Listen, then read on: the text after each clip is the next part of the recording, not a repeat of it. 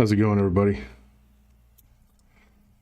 A lot to talk about tonight, like always. We always got a whole full docket of stuff going on. Bunch of stuff happening all the time.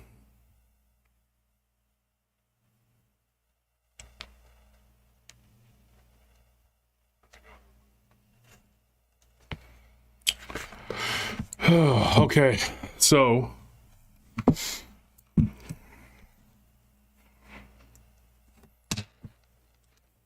just finished eating my dinner.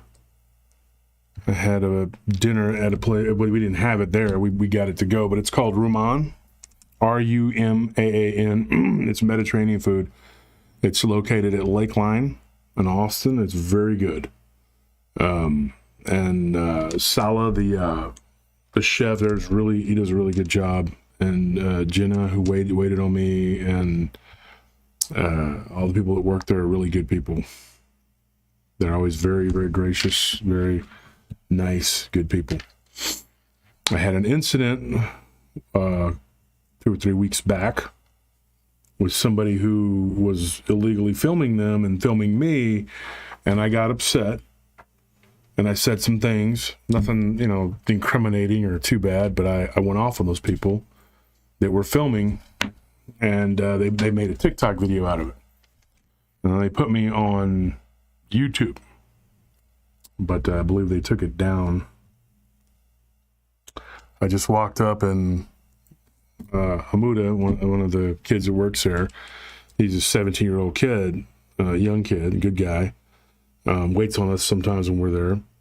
And they were pestering him, and they were trying to say things to his sister and his mother. And so I got involved, and I ended up making a video with these people. But it turns out a friend of mine actually knows those guys that did the video. And it turns out that I work out with this guy. And his name is Eric Kanepski. He's a really good guy. And I like working out with him. He's a cool dude. He works out with me at Big Tex. Where's Big Tex located? On Metric? I think is it on Metric? I don't know. Anyway, I think it's on Metric.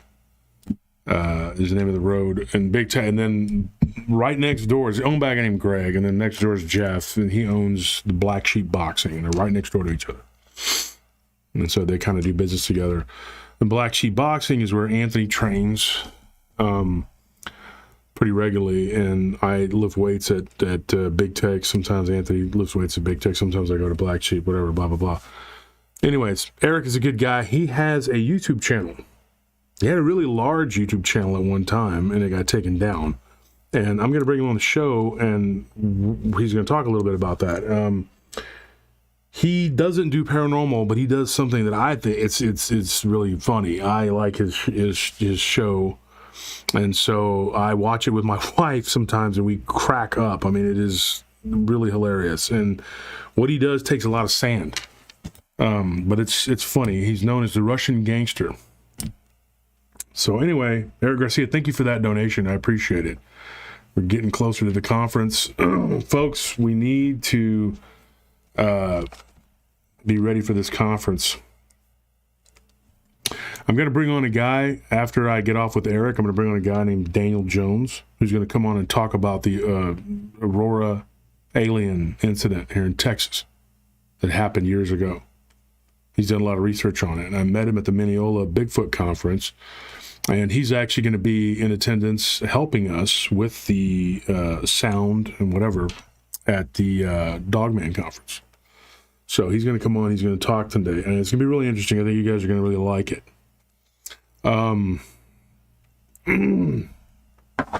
Ken wanted me to plug something, and I'm trying to figure out what it is. Jonathan Driller, thank you for that donation. It's very, very appreciated right now in particular. Donations are appreciated and accepted, but they're not expected. So, but Ken sent me something. I was on the phone with Ken Gerhard last night. Okay. Ken wanted me to mention the Facebook event page Okay. Let me go to this so I can see what he's talking about here. So, let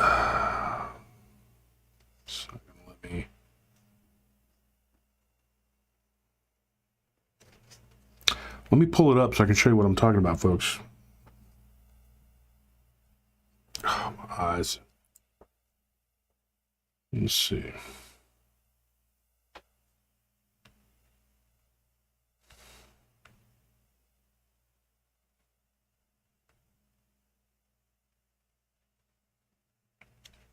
Okay, I can't get my phone to do it unless...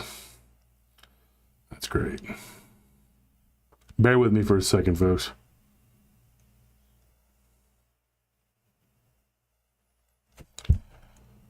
I can't do it from my phone. It's not going to let me do it. With Facebook, I just can't stand you, Facebook. Okay. All right.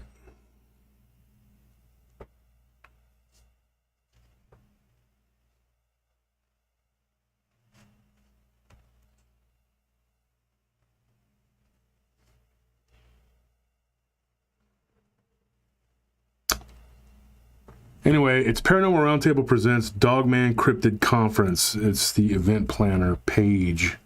And he's going to keep people up to date on what's going on through the page. Anyways, last night, Lyle Blackburn agreed to be on board officially. He cleared his schedule. He has a lot going on, but he's agreed to do it. So Lyle Blackburn will actually be going. And he's going to be the first speaker. He's going to kick off the conference. Well, Ken will be the first speaker, but then Lyle's going to...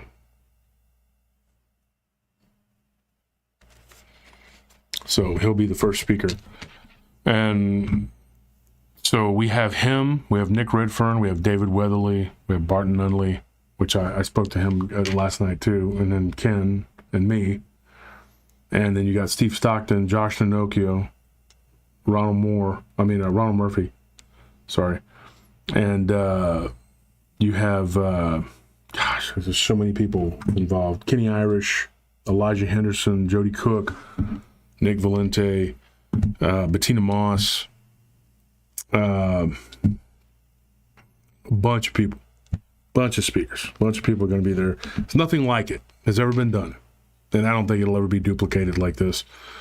And so, you know, people saying, "Oh, I'm going to catch you next year." Like I said, I don't know that there's going to be a next year. This has been a pretty stressful thing. So there's going to be a lot of people that are going to be involved and be in attendance. Get your tickets at Eventbrite. It's right there. It says order your conference tickets here. That's where it's at. And then the event page I told you about on Facebook. And so yeah, we've sold quite a few tickets, but we still got some left. And so if you can make it, if there's any way at all you can make it. And Vault's going to be there too. Thank you. Somebody just said, what about Vault? Vault's going to be there. If I missed anybody else, Tony Merkel, Steve Stockton, Josh Nonocchio, all those people, they're all going to be there. And it's going to be a blast. And we're going to have a big dinner on the 11th or on the 12th. And then the 13th we're going to have barbecue and you know, the guy that's even doing the barbecue is a Bigfooter.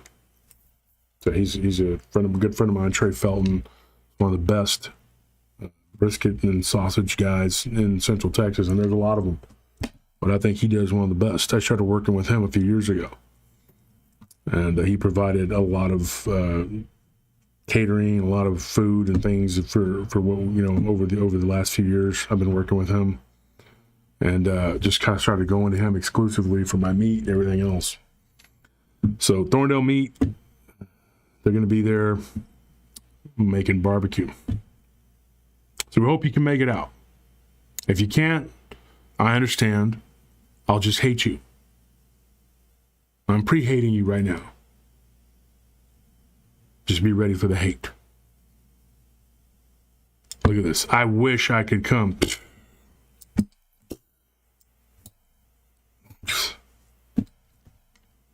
Whatever. So I have a few things to talk about, but first let me get this going here with the Patreon. Adam Jinks, Andrew, Brady Matsunaga, David Vigil, Dorothy Metcalf, Fat Squatch, Jim Kovach, Joyce Burnett, Lauren Russo, Martin Hertel, Maynard W., Melissa, Michael Turner, Miguel Guerra, Peter Herlamos, Ricardo Ramirez, Spencer Rowley, Stephen Rivas, Tim Renard, Titan, Vicky Walker, Andrew Alexander Murphy, Barbara Blendy, Cassidy Lee, Charles Hamill, Chris Clough, Curtis Turner, Cyrilli, David Allman, Dead Man Walking, Debbie Wolf, Deborah Patterson, Derek Tribble, Dick Richards, Eric Garcia, Gloria Smith, Graydon McKee, Guy, Helder Ortega, James Estrada, Josh and Callie Herrera, Kenny Irish, Christy, Martin Hertel, Matthew Durgo, Melissa Coyman, Mimi Piccolelli, Polly G, Pauline Rome, Ricardo Herrera,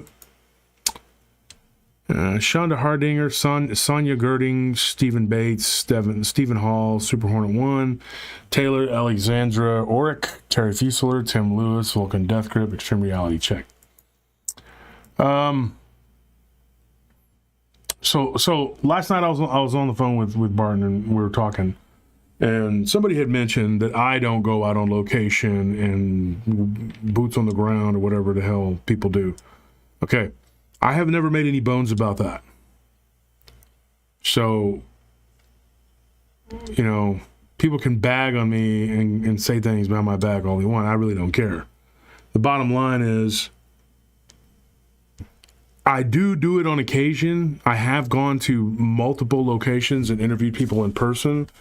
But my thing is that I'm not in a hurry to see one of these things again. Some people are like, oh, don't you want to go out and find it or whatever? And I'm like, no, I don't. I will let other people go out and find it and do what they want to do. I'm really comfortable with where I'm at. And I've never professed to be some sort of outback, outdoorsman, whatever. That's just not my thing. Now, I have gone and trekked around places that most people would never go. I've been places that most people will never see, not in this country. And that's my business. I had somebody recently digging in and trying to say, oh, yeah, and I'm like, well, when the time comes, it's not like I'm hiding anything. But, you know, and so people say whatever they want to say. I've been to some pretty hairy places that I really prefer not to go back to. You know, I've been all over that area where the Dogman stories come from, a lot of them, you know. I grew up in a town in an area where there were a lot of stories. You know, if you think I'm going to be goaded into going out and getting Lyme disease, you're crazy. You're your freaking minds.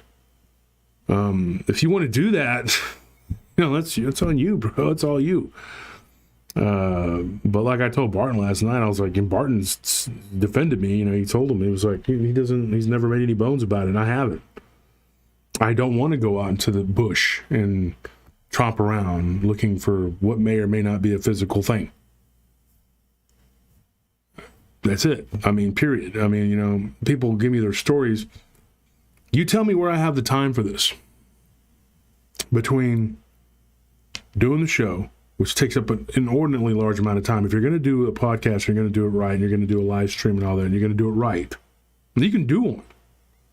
But if you're going to be consistent and you're going to do it right, then it takes up a lot of time. So you tell me, when I'm running a huge company, doing the show, and then training, where is the time for me to go to all these locations and do all this stuff? I barely have time to even talk to Ken about the freaking conference. And then I got to go to it.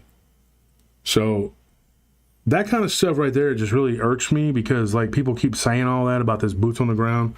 F your boots on the ground. Okay? How about that? Catch me outside. How about that? Or not catch me outside, because I'm not going to be the one walking around boots on the ground. No offense to you guys that do that. Okay? No offense to Brian Bowden or Nick Valente or any of the other people that go tromp around out there. And I'm not trying to be offensive, but that's what you choose to do. That's great.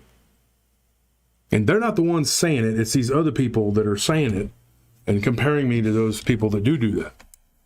Because I don't have time for that. Because if I did, I wouldn't have a business. Okay, so I don't have time to go out and run around in the woods and shine my light at stuff and jump around noises. And I just don't have. I don't have time for that. Because if I did that, we wouldn't have a show. So let me know what you want me to do. Would you like me to make videos of me walking around in the woods, talking about how it's spooky out here? Mosquitoes are biting my butt, and I'm getting rash from poison oak, ivy, Cymac, take your pick, and now I have Lyme disease. It's up to you. What do you want me to do? I could make videos of me punching people in the face on the street too. Is that what works? What works for you?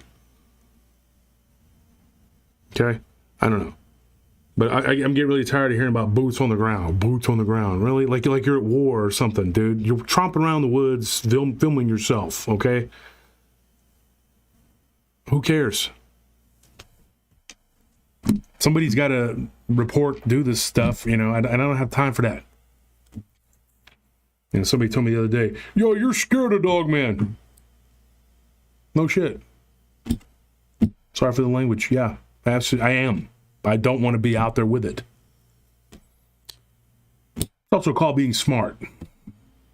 I'm not saying you people that go around looking for it are not smart. You're brave, but I worry about you. I worry about Nick. I worry about Barton. I worry about all that. I don't want them out there doing it, to tell you the truth.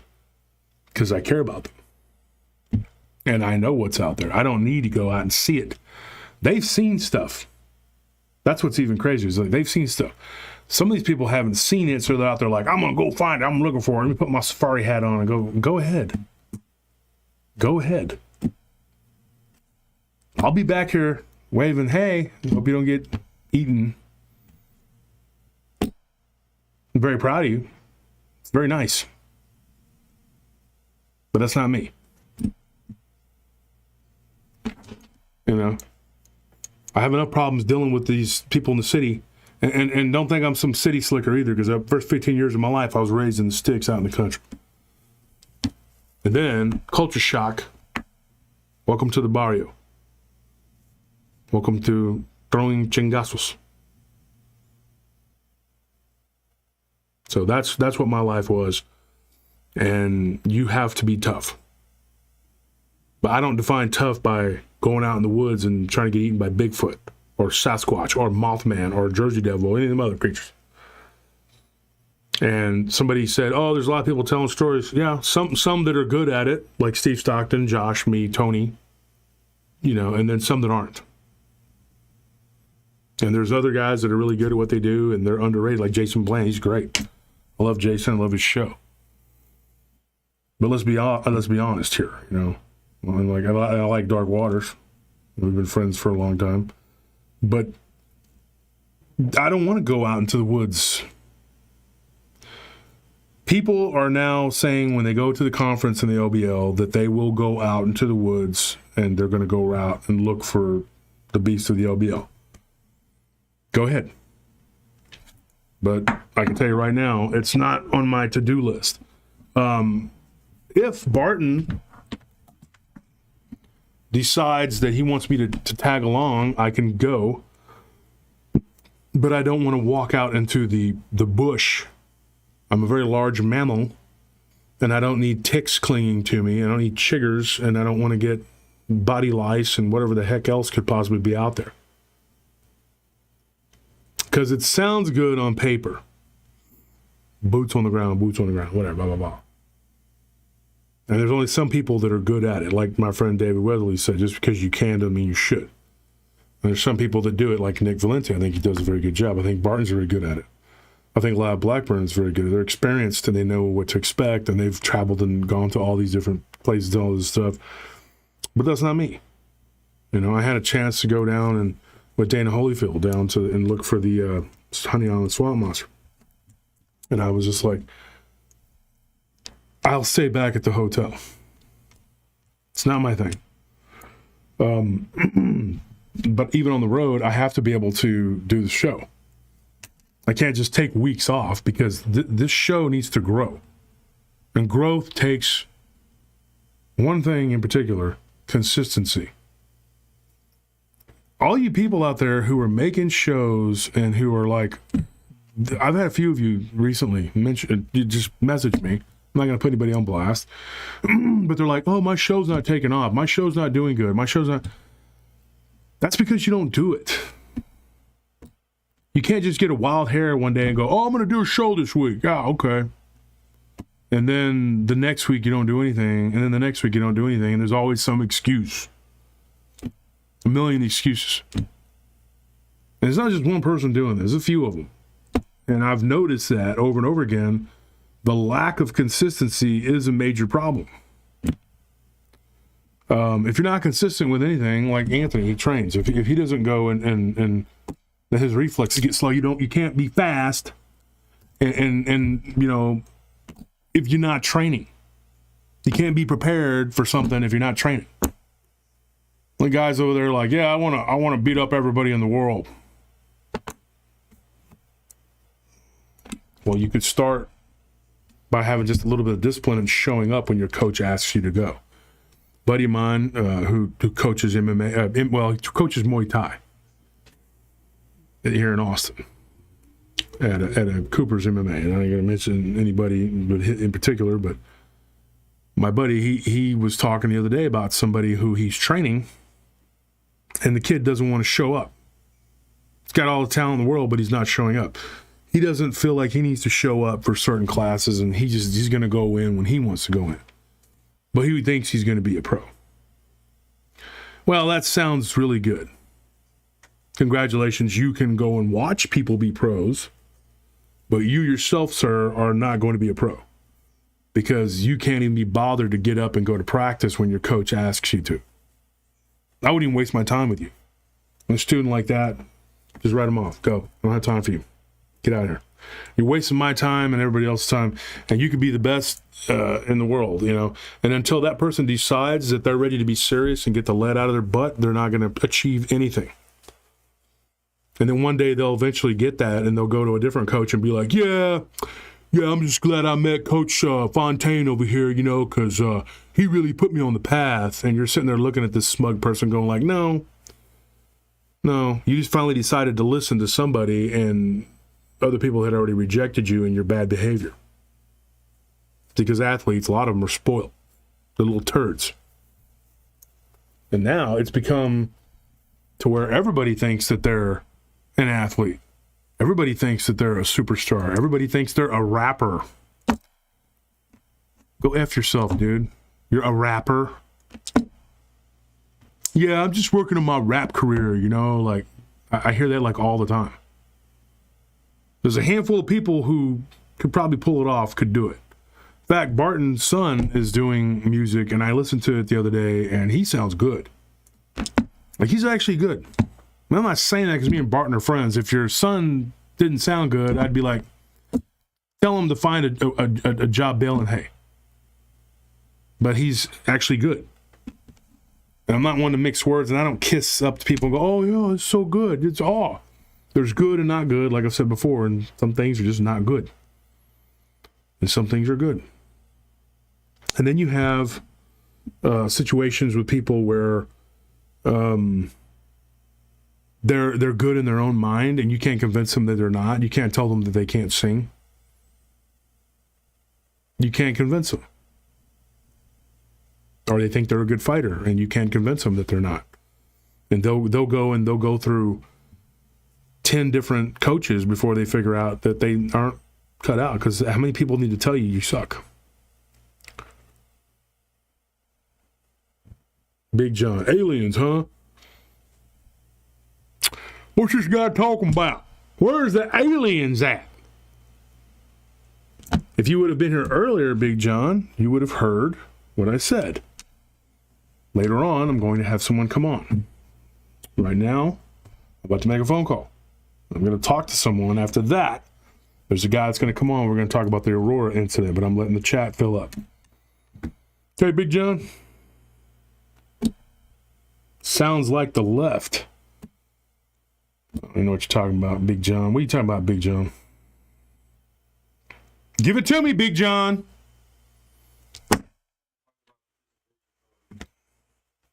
Tell me what's up.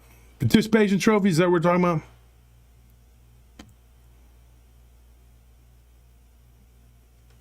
No, that's interesting, Big John. Maybe we'd have you come on the show.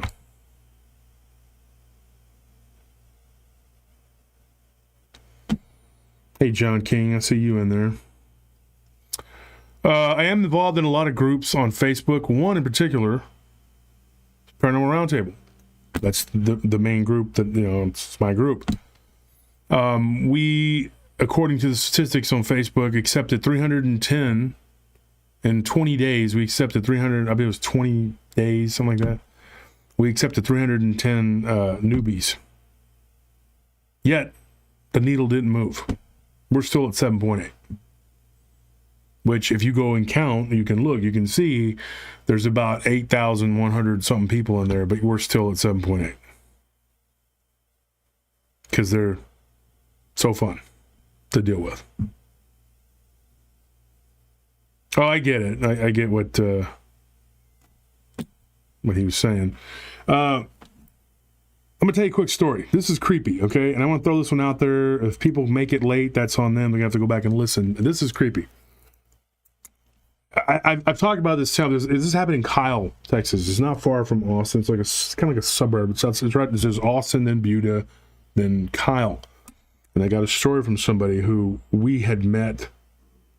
Anyways, he gives me this story.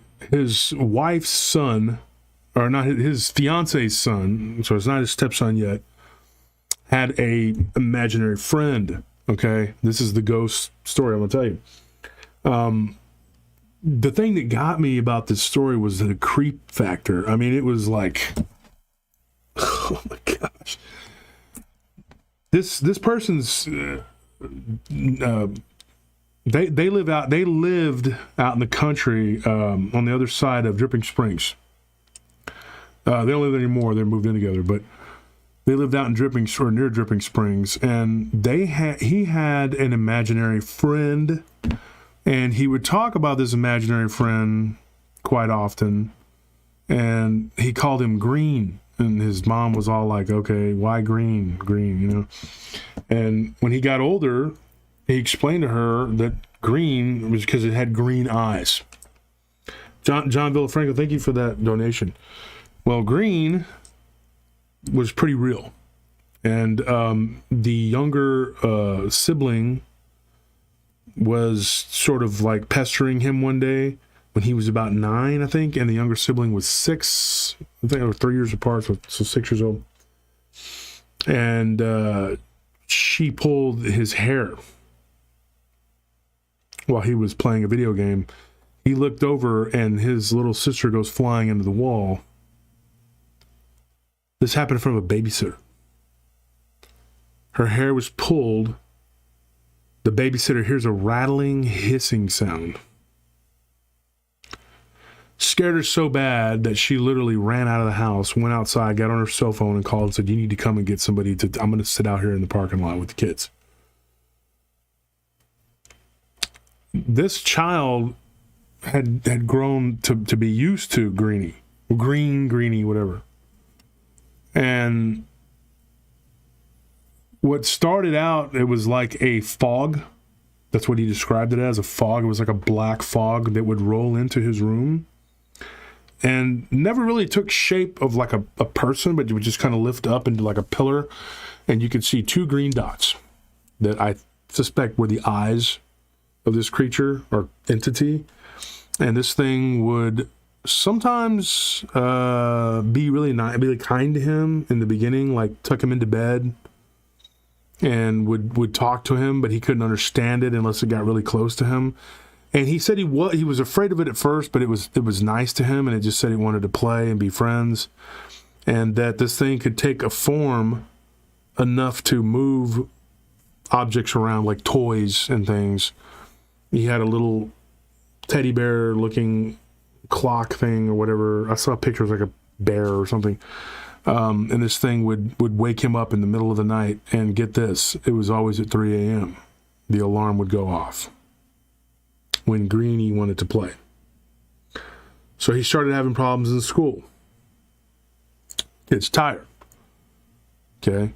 You got this green-eyed creature waking you up at 3 in the morning to go play Legos, and you're like, I'm tired, dude, So obviously the kid started having problems at school. He started getting into fights at school because he would talk about this thing. And there was an incident at school where one of the kids got slapped in the back of the head. And he visibly flew forward. And 2 other kids saw this and were like, what the heck? And the teachers and the counselors, everybody, they didn't know what to think. They didn't know what was going on. Then they thought there was some kind of abuse or whatever, so they started questioning the kid, and they figured out there was nothing going on. Overactive imagination, right? Until one day, she's driving from Dripping Springs to San Marcos, and she started arguing with her son, and this entity, or this imaginary friend entity thing, whatever, decided to commandeer the steering wheel and yank them off the road. So the mom started thinking maybe this is something that has something to do with her son's like psyche, like maybe he's doing this with telekinesis or something. She didn't know what was going on. And then one day she heard, whispering sound, whatever, and the child's in the bathroom. And she hears I thought I saw something on me there. But she hears something talking to her son in the bathroom. When the child goes across the hallway into the bathroom, she's carrying a load of laundry. She puts the basket down and she's watching, and she sees this black cloud thing float across the hall into the bedroom. And she's there by herself with 2 kids.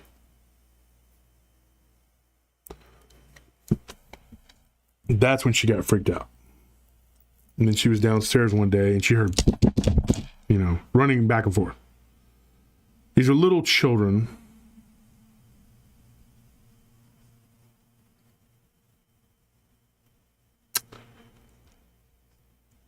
Dripping Springs is actually a city, dude.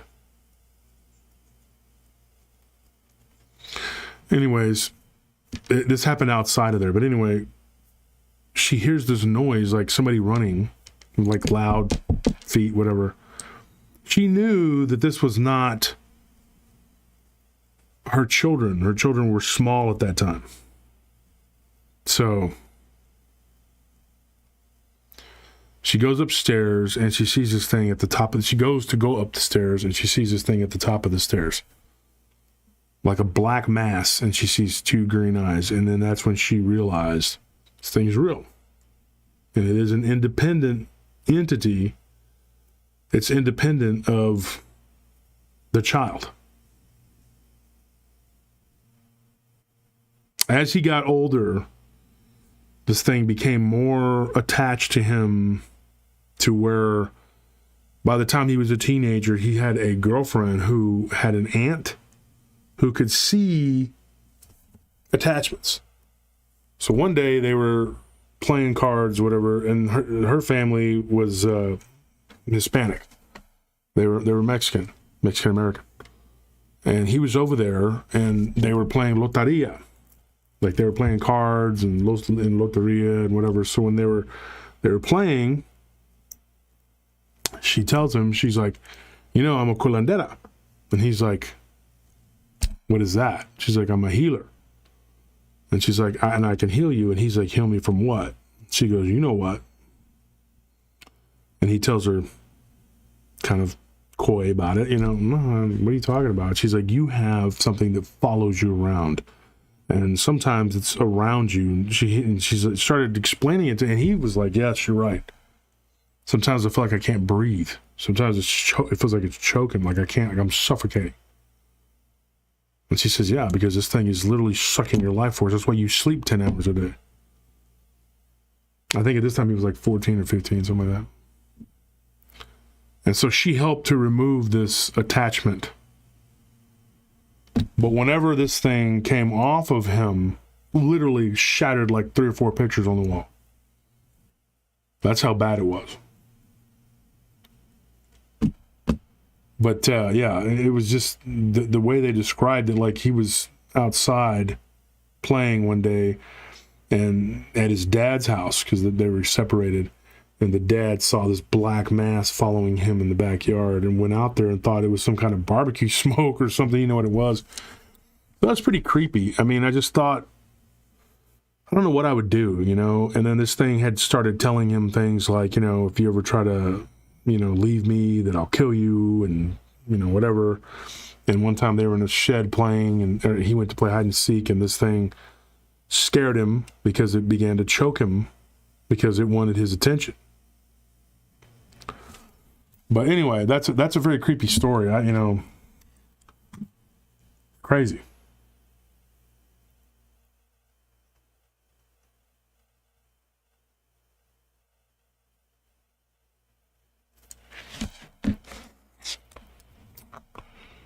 One of the things I do, and I want to make sure that I get this place correct. I get selenite.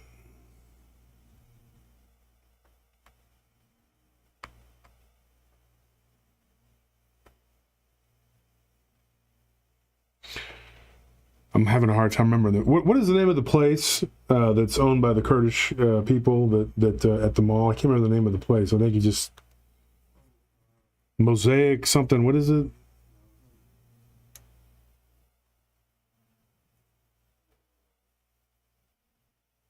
It's at Highland Mall. It's at sorry, Highland Mall doesn't exist anymore. It's at Lakeline Mall, and I actually go there and I buy amethyst, and I buy crystal, and it really it actually does work. It does help. It's a cleansing thing, and it's nothing, you know, whatever. It's just they're just crystals. You know, crystal does work, just like rock salt in the corners of the house. Mozart. That's right, Mozart. And anyway, the place is called Mozart, and it's a guy and his son, and they're good people, and they run that place. And a shout out to them and their business. They sell me crystal. And is the box up there? Yeah, let me see that box real quick. I want to show you people something. This may help you. This is one of the things that I got earlier. It was going to be a surprise for my wife when we got home, but she's probably watching the show right now, so surprise. Anyway, this is a little tree, and it's got the different types of crystals on there, like quartz, amethyst, and it's just all these different types of can you see that? Isn't that cool? It's a really cool place. If you ever come to Austin, you should check it out. It is a very neat place. They have a lot of cool stuff. And I'm going to be buying a bunch of stuff from him to take to the conference to give away. I get a lot of my texties, knickknacks that people get in their swag bags and in when they win the contest. And we have 4 people that have won in the last 2 weeks. I'm going to be mailing out tomorrow. I couldn't do it today. I had to get prepared for the show. But this is an amethyst pyramid. You can see that. And I put these around the house. They have good energy. They have like a copper coil inside. We have them in the bathroom because at one time me and my wife had seen something in the bathroom, which we no longer do. You pray, you put rock salt in the corners, and you use crystals, things like that. It can really help. People will poo-poo it and say, "Oh, that's crazy. I don't believe that." Whatever. But it works, especially when you're dealing with supernatural entities. I don't know about cryptids, because what are they? I had this conversation again last night with Martin and with Ken. What is Dogman?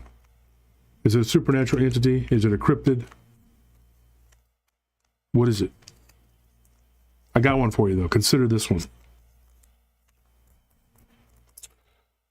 This is a really brief encounter. But this happened. I had a woman come on my show talking about a dogman that ran in front of their vehicle, and that they actually that it was not flesh and blood. And then just got one recently, same thing, on the same road. I don't know if it was the same creature, but it was bent over on the side of the road, and it looked like it was eating roadkill, and then drove by and they could see through it. That was it. I mean, it was just a black-looking grayish thing, and they drove by, and that was it. Consider that.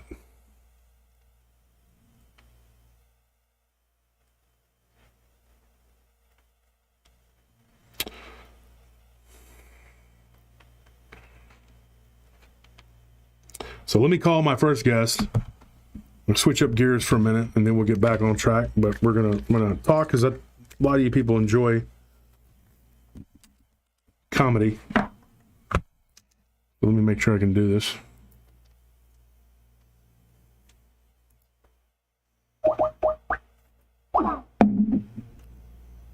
Yes, sir.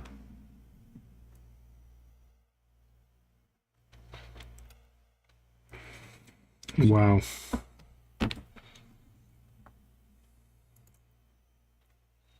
It's saying you need to pay. It's fine. Well, is it It's $3 a month, and we'll probably use it in the future anyway. Wow, so now they're charging us for that even. I mean, they were before, but That's I can't take it. It's crazy. We got to pay our rent too. If you can believe that. $2 a month to pay our rent. You got to pay people for the privilege of giving them money. Yeah, that's crazy. Go ahead and call him. Do I need this? No, yeah. I have to change it to go to the headphones. Hello? Yeah. Hey, Eric, are you there? Yeah, I'm here. Okay. Folks, this is Eric Kanepski. He goes by Russian Gangster. Okay, and let me make sure that the sound is good here on the... No. We're trying to mess with the sound a little bit. Yeah. Do I need the headphones? Yeah, I would leave them on. Okay. So, Eric, introduce yourself to the people here.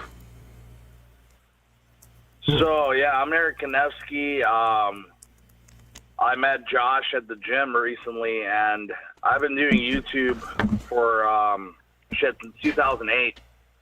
And in 2012, I started a fitness channel, and then eventually I got pretty bored of that, and I just wanted to do something bigger and better. So I still had the physique, so I became pretty much like the first guy my size to do pranks, and it's like a really unique thing that I do. And then eventually I started catching pedophiles too. That blew up my channel, got it to about 500K, and I got my YouTube channel deleted after, because apparently pedophiles are a protected group on YouTube. Mm-hmm. And now I have my new channel where I do the pranks still, and still going strong. Yeah, and so one of the things I was going to talk to the folks about here, you've done a variety of pranks, and some of them are absolutely riot. There's one where you actually walk into a Subway. You've done this at Chipotle too, and you just started making your own food. And I thought, yeah. I've done some crazy shit. Like, dude, I didn't give a fuck at one point. Oh, watch the language, because yeah. But dude, you did one recently, or that showed up on my news feed, and it was you doing going up and behind people when they would use the machines, and you would like go and you would take a buffer and buffer the machine from the germs. Yeah, and then you that was the first week after the COVID reopening too. Yeah, and you have now we're not going to say the guy's name, but you base that character off of somebody. You know, you wear a cowboy hat and a Superman shirt.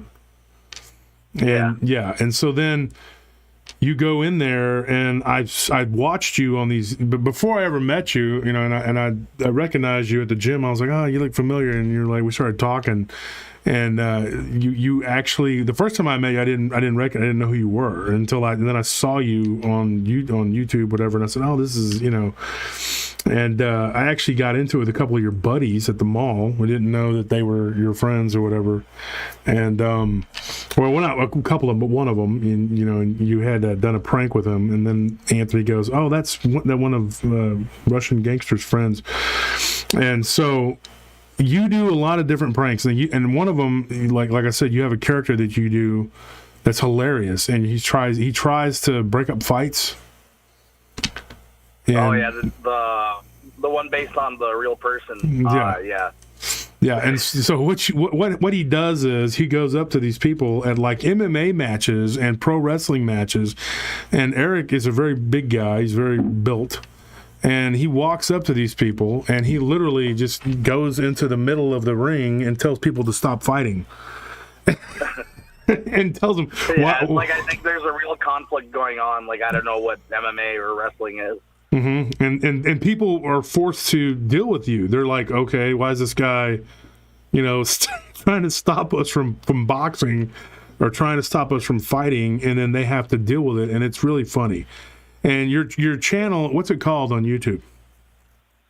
It's Eric Kanepski Official. But if you look up Russian Gangster, that's pretty much the easiest way to find it because that's what half my videos are titled because that's my main character, Vladimir, the Russian gangster. Mm-hmm. And that character has done some crazy stuff like the one where you go into the college. That one's pretty funny.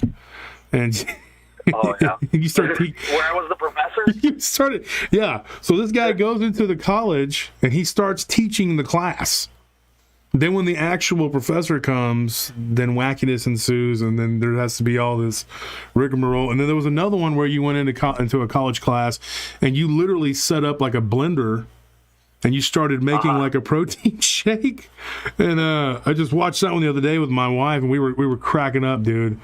I think that one, and then the professor one, then the one with where you walk around. Obviously, the one where you're like in a Speedo with just the mask. That's. You're like, and I mean, what was that about? What happened? Was that the height of the pandemic, or what was going on with that?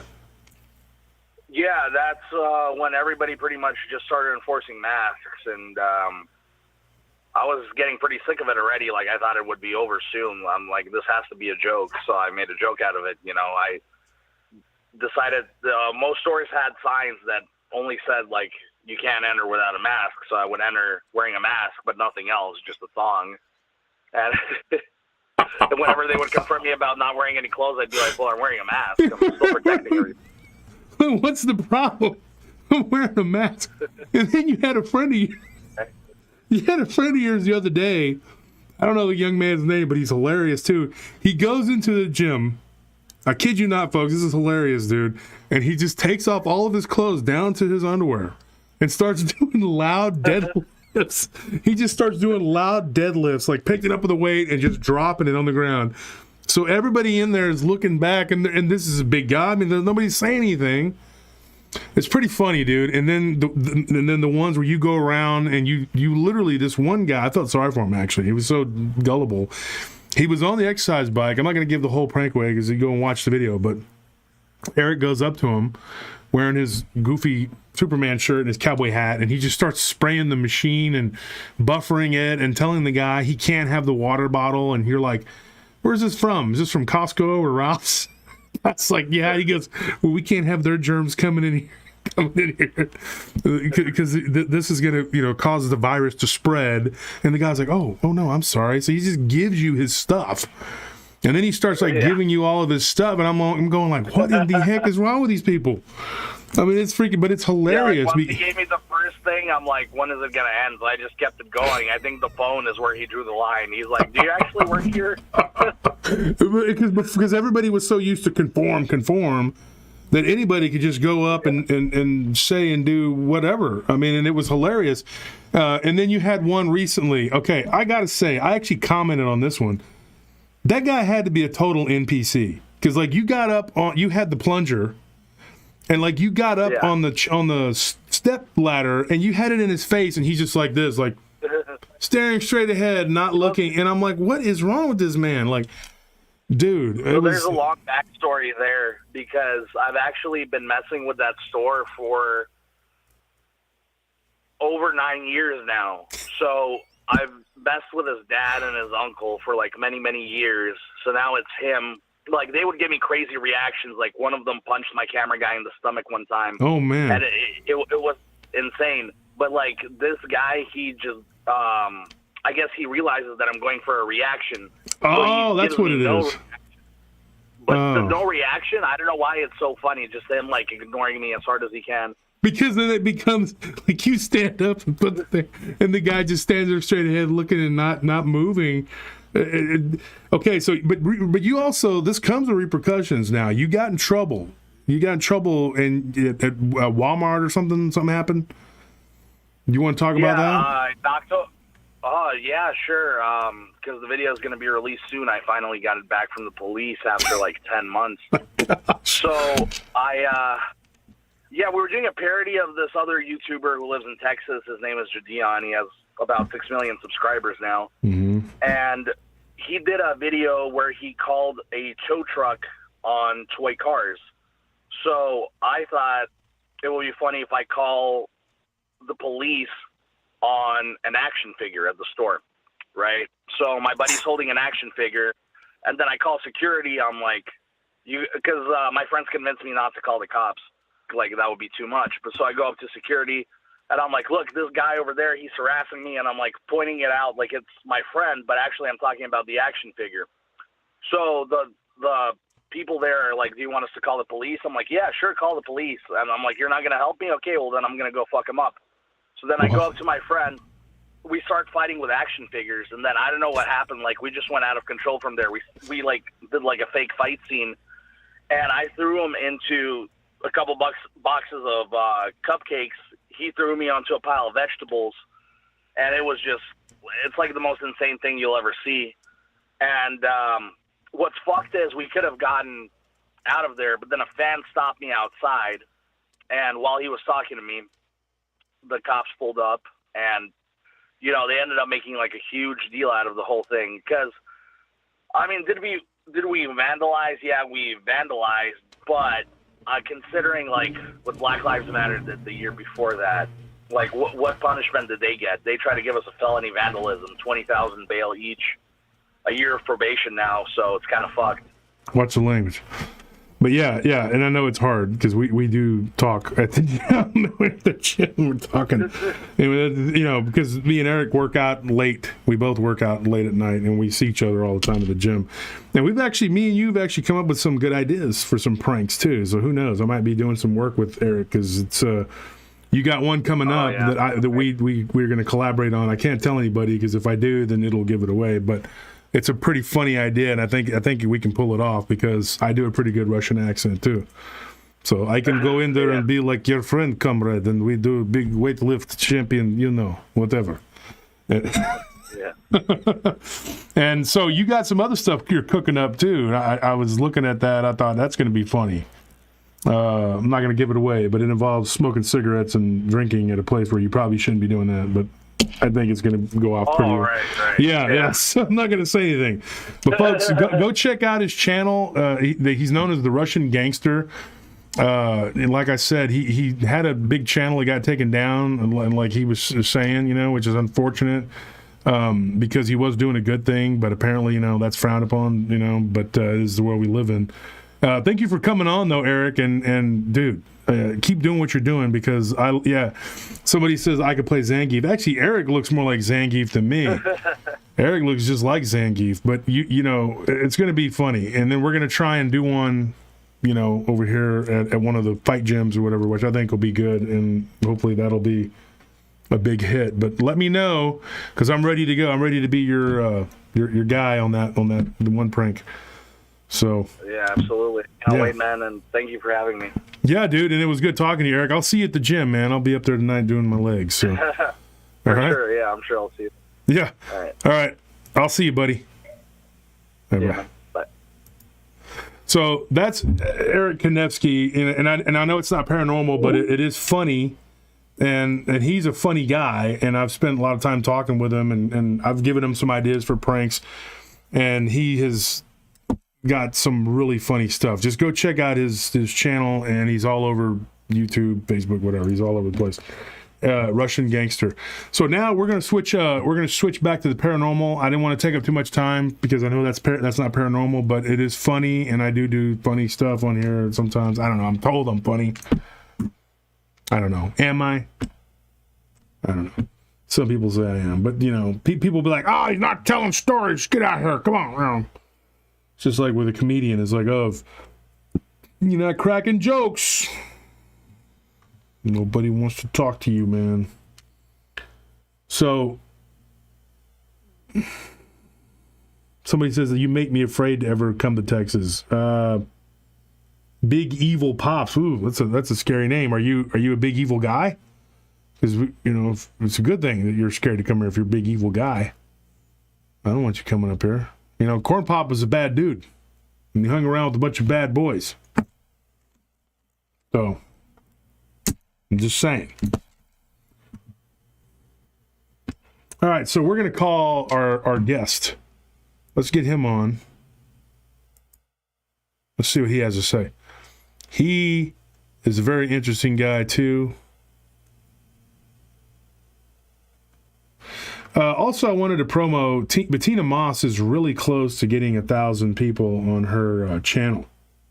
She only needs like a few more subs, so if somebody wants to go on there and join up, I'm sure she'd appreciate that. And let me get this phone call here.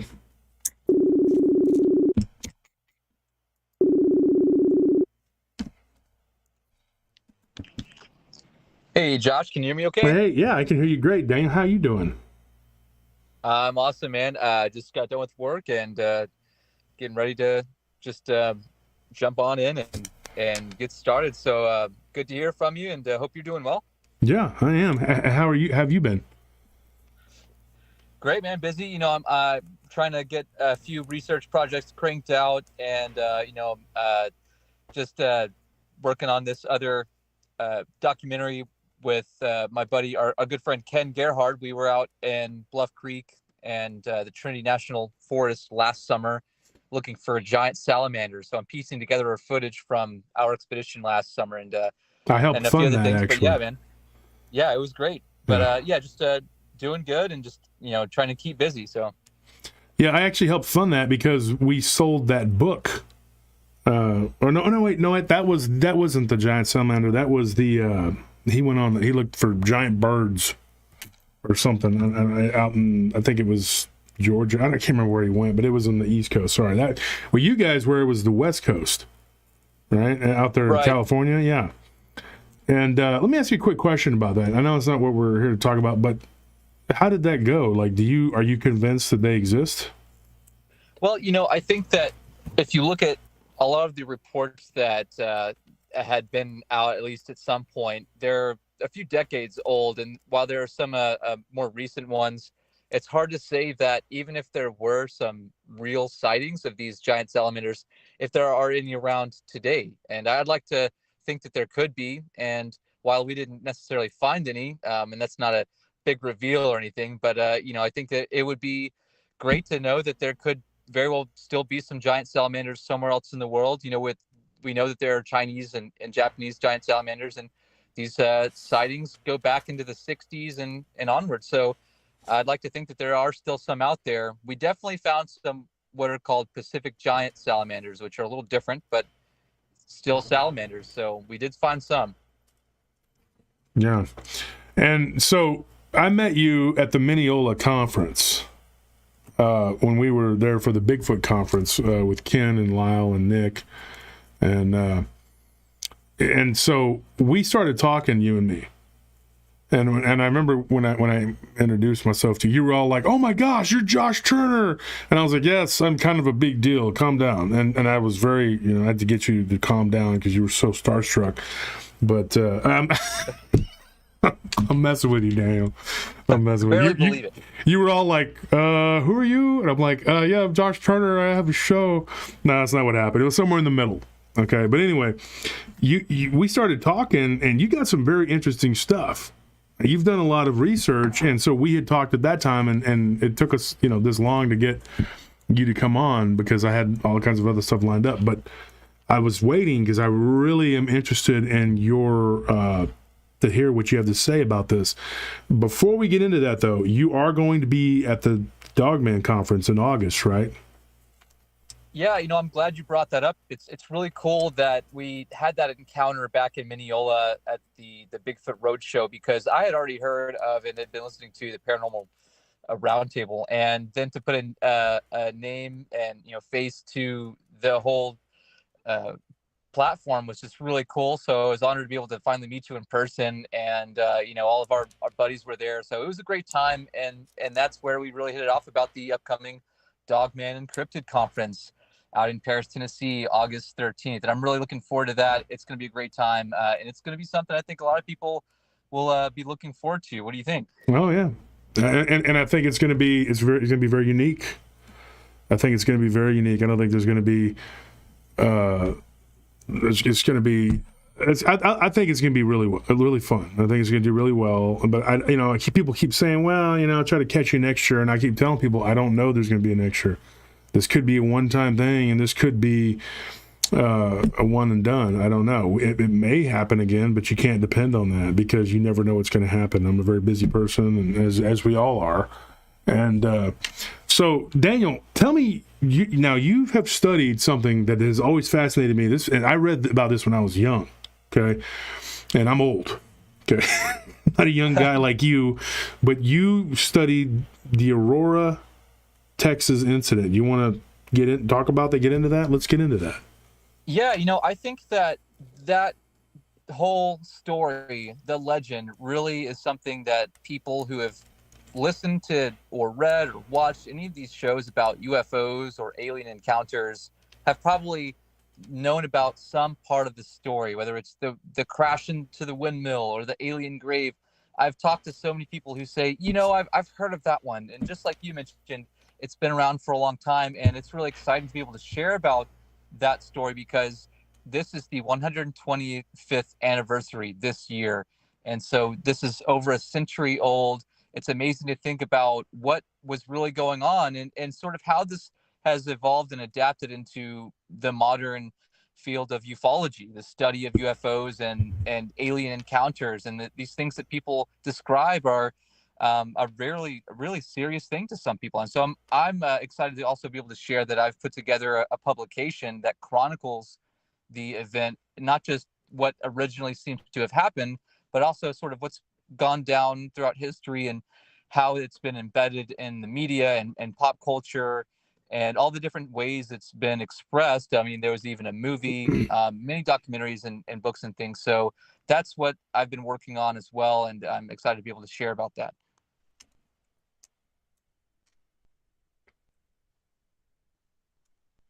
So I was just reading some of the comments here. So what do you think happened? I mean, give me the story, give me the rundown. Sure. I think that there are a lot of different ways that people try to look into this historic case, and I'll give you a little idea about my original interest and involvement and sort of what's actually seems to be the consensus on what took place, because I, of course, wasn't there, and no one alive now, or no one who was there back then is alive now.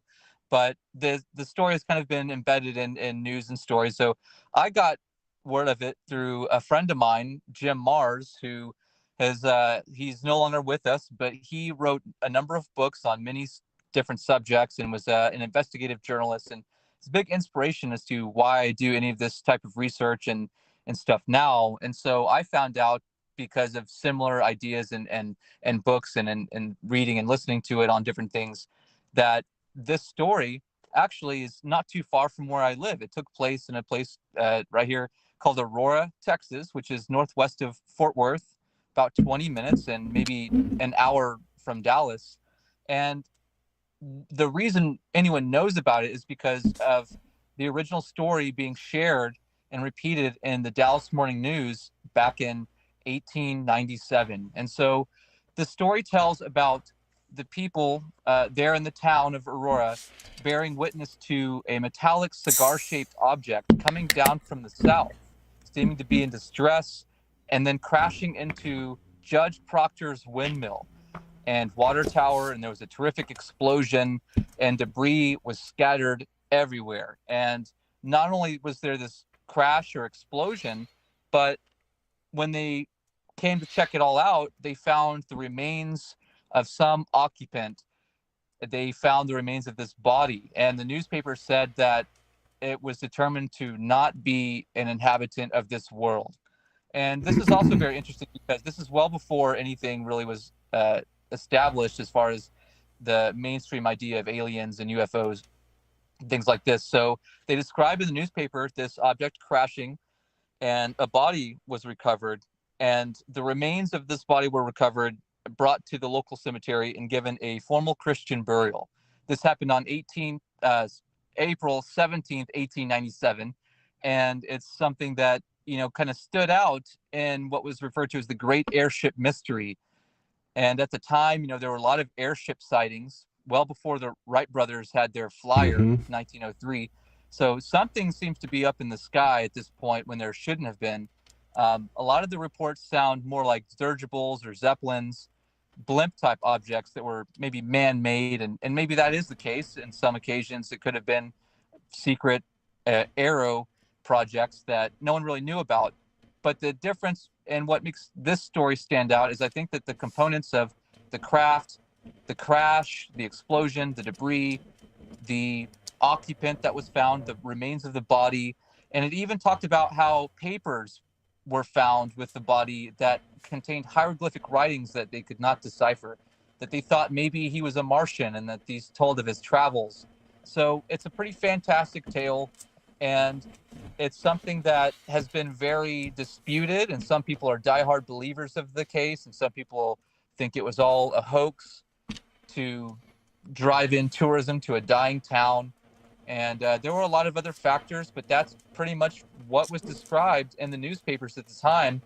And the interesting thing is that all throughout the years, a number of groups have gone out to try to figure out what's gone on, and we can kind of get into that as well. But the initial case is that this thing crashed into a windmill, exploded, a body and the remains of the body were found and put into the nearby grave in the cemetery. And so, this is a place anyone can go to even now. There's a historical marker which talks about this legend, and to me, that's pretty exciting. Now, let me ask you this, Daniel. This story, and obviously it's an old one that I heard about when I was a kid, and I read about it. And it's interesting about Jim Mars. He was a Texan,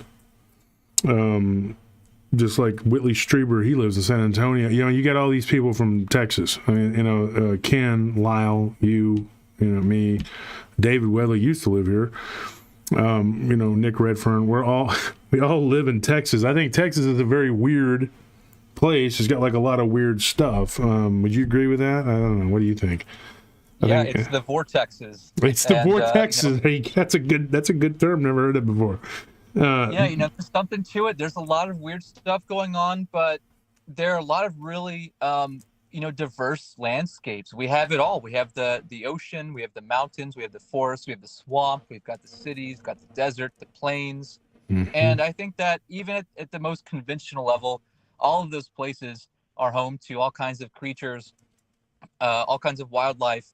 But in many of those places, you have accounts of something bizarre taking place, whether it's UFOs, whether it's cryptids, whether it's some kind of haunting, you name it, it's happened. And Texas is such a big place that, you could fit in quite a few people in, and it might even be considered its own country. But it's something that I think people realize is that it's not all just tumbleweeds and cowboy hats. There's a lot more going on. And as you just said, there's a lot that's drawn in many of these different people who are involved with this research and this work in a way that it does make you wonder, if not, just a little curious, what's been going on here? Why is it that we're drawn into this place, and what brings us together? So I've been here my whole life. I'm a lifelong Texan, and and so was Jim. And so I was excited to find out that he lived nearby, and we got close and worked together before he passed away.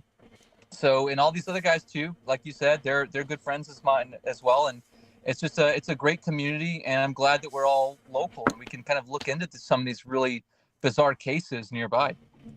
Yeah, and Daniel, you're kind of you're a great researcher, and you have a lot of information.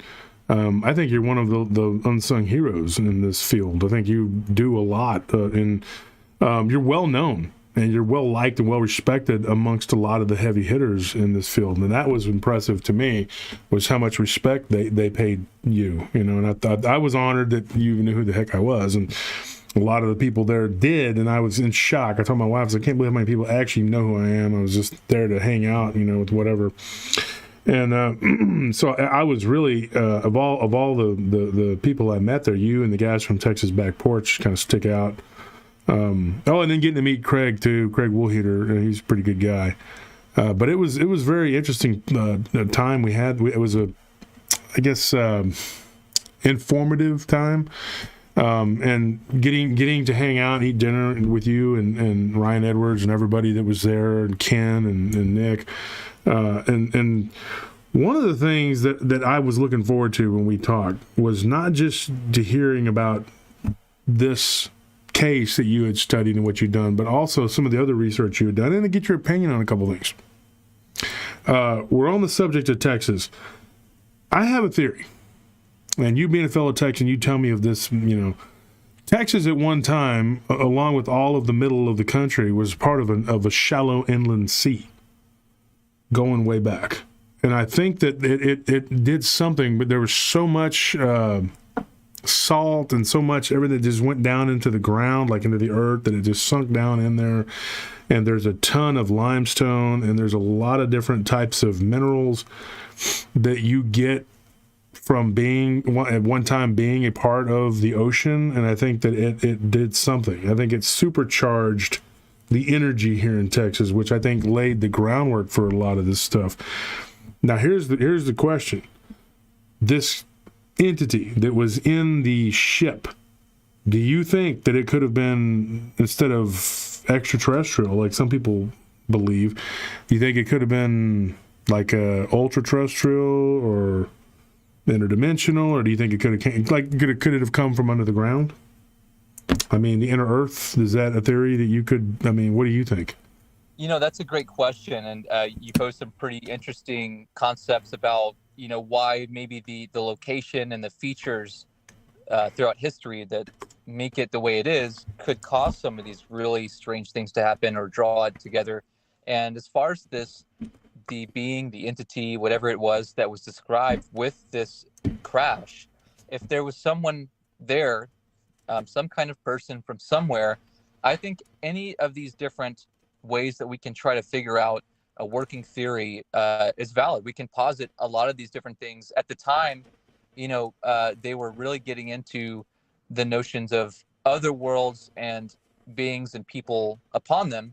So Martian was kind of an easy one to go to, because that was something that was in the nomenclature. It had just been sort of brought in and introduced to the world at that time through early astronomers. And so it's easy to kind of assume that. Now, that's just one of the main concepts that's used in the early portrayal of this. But a lot of other notions have been posited as far as what this occupant could have actually been. And I think those are really intriguing as well, because now, there's been a lot of developments in thought and theory as far as what we're dealing with when it comes to these encounters of non-human entities. And maybe if they're not just from other worlds, but they could be, like you said, from other dimensions, other places in reality that we just don't quite understand, or maybe even other places here in our own world that we are unaware of. And I really think that the notion of the crypto-terrestrials, the ultra or hyper-terrestrials, is always fascinating. And the work of Jacques Vallée and John Keel and the like have really kind of put together some interesting concepts that I think give us some working room, because we need to be able to have these discussions, say, well, what if it was this? And I think that there are some other alternative explanations that we should explore as well. And even in the most practical way, you can see that there might have been some early inventors at the time in the 1800s that were working on airships that really weren't publicly known. And some of these were referred to as the Sonora Aero Club, or groups called NIMSA. And there were even people like Charles Delchaux who had drawings of these airships. And I think that this kind of gives us the idea that maybe some of these airships, which, the Aurora incident is not the only one. It seems like this is not an isolated event, that the airship mystery is pretty widespread. And that maybe some of these could have just been people much like us, but were part of elite think tanks, or were engineers or inventors who had secret projects like this way back over a century ago. So I think that that's a pretty grounded explanation, but I do like the more exotic ones that could be dealing with subterraneans, other types of people that are not Homo sapiens like we are, that still exist maybe within the world somewhere and are awaiting discovery. To me, that's pretty exciting, and it yields a lot of possibility for, our attempts at trying to make discoveries scientifically and bring into the public's eye that this is a reality that we could be facing. And so any of those theories are valid. It's hard to say now because there are probably not a lot of leads to go by. But one thing's for sure is that it seems like that grave has something in it, but it makes us wonder, is whatever left in there still even viable to be used for testing or something? And that's the number one question I always get asked about this, is that is this type of situation with the grave, that might have this alien being or whatever it is, why hasn't someone dug this up? Why hasn't the body been exhumed and all of this? So that's the number one thing people ask about the Aurora story, that at least I've gotten. And the answer I usually have to give is that, well, that it was attempted to actually happen a century ago at this point by groups like MUFON and others. And Jim Mars was there while this was happening in '73. And the Cemetery Association threatened to counter with a lawsuit for anyone who would come and start digging, because they, number one, didn't want anyone to start digging up grandma, and number two, they didn't really want to bring back any bad diseases, which the town was stricken with at the time, unfortunately. And so that's pretty reasonable, but it's also a pretty blanket way to kind of shoo or just get rid of this idea that we should be kind of digging around for more answers. And I think that it's important that if there are ways to find out, maybe non-invasive ways. We've come a long ways with ground penetrating radar and different things that might show that there's still something there, and that might let us in on what it very well could be, if it's alien, if it's some kind of subterranean humanoid, whether it was just a deformed person, whether it was whatever. I think a lot of these theories are very fascinating, and they're pretty much all on the table because that's something that has still yet to be explained, and who knows if it ever will. And what do you think? I mean, do you think there's an alien body there? I mean, like an extraterrestrial, ultra-terrestrial, interdimensional, subterranean? What do you think? Yeah, I'll say this. To me, the story is fascinating. It's really a fun, fantastic legend, and I like to think of it as a legend because there are a lot of things that I think that people find are believable about it, and that some people find completely dismissive about it. And so for myself personally, over the years, my thoughts have changed on it. I've tried to understand different viewpoints, because a lot of what I've had to do is go back and trace the steps of people who have gone before, who have been involved decades before I was around, and trying to understand this. So it seems like if there was a real extraterrestrial body down there in the ground, just a few feet away from anyone just digging away, that would be the best scenario. Worst case scenario, there's nothing at all and it was all a hoax. I'm open to either one, and I think that it's something you can't get your feelings hurt about, because either way, we're trying to make progress and make developments in this field of exploring the unknown. And whether you say it's ufology or what other subjects, the paranormal, I think that if we could find out that it was a real extraterrestrial body, then that would be a huge discovery of not just science in general, but it could avail to us a lot of understanding in the medical field. We could see if there were any technological advancements that could be made, or genetics or any of this. So I'd like to think that there's something down there. I don't know exactly what it is, but I'm open to the possibility that the whole thing was entirely hoaxed. And I see that the community is still divided even after a century. People believe it either way, or they dismiss it either way. And so it's hard. I don't try to convince anyone it was one thing or the other, because I don't know that would really help out, because who can really make that determination? So I'd like to stay open or neutral, and really just try to remain diligent in my investigative approach, and just do what I can to not let external influence or personal bias take the lead, and really just say whatever's there is there. And maybe someday we'll have a clear way to determine exactly what that is. But right now, your thoughts, hyper-terrestrial, ultra-terrestrial, subterranean, Maybe there's a little Dogman down there. Who knows? I mean, I think that's something that could be there, and I'm excited to find out either way. Well, 39 Sean Men says, I thought the gravesite has been lost. They are not sure exact location, and they don't want people digging up the wrong people. Is that the case, that they're not sure the exact location of it? So that's partially correct. The challenge is that early reports tell that the cemetery had completely been redone and moved to another location, and that the bodies were actually taken to this new location as well. And some reports say that the body was also taken, and some say that there was no discussion of aliens or anything. But that would be kind of a weird thing to remember, that they had an alien body taken. The main thing, though, is that why there's such a discrepancy, at least now, is that back at this time in 73, when these different groups came in and really wanted to exhume the body legally, the Cemetery Association put a night watch on for 2 weeks, and there was always this headstone, a marker that showed something that looked like some kind of a half of a spaceship. And people thought if you had the other half of the stone, it would show or depict the entirety of the shape of the spaceship.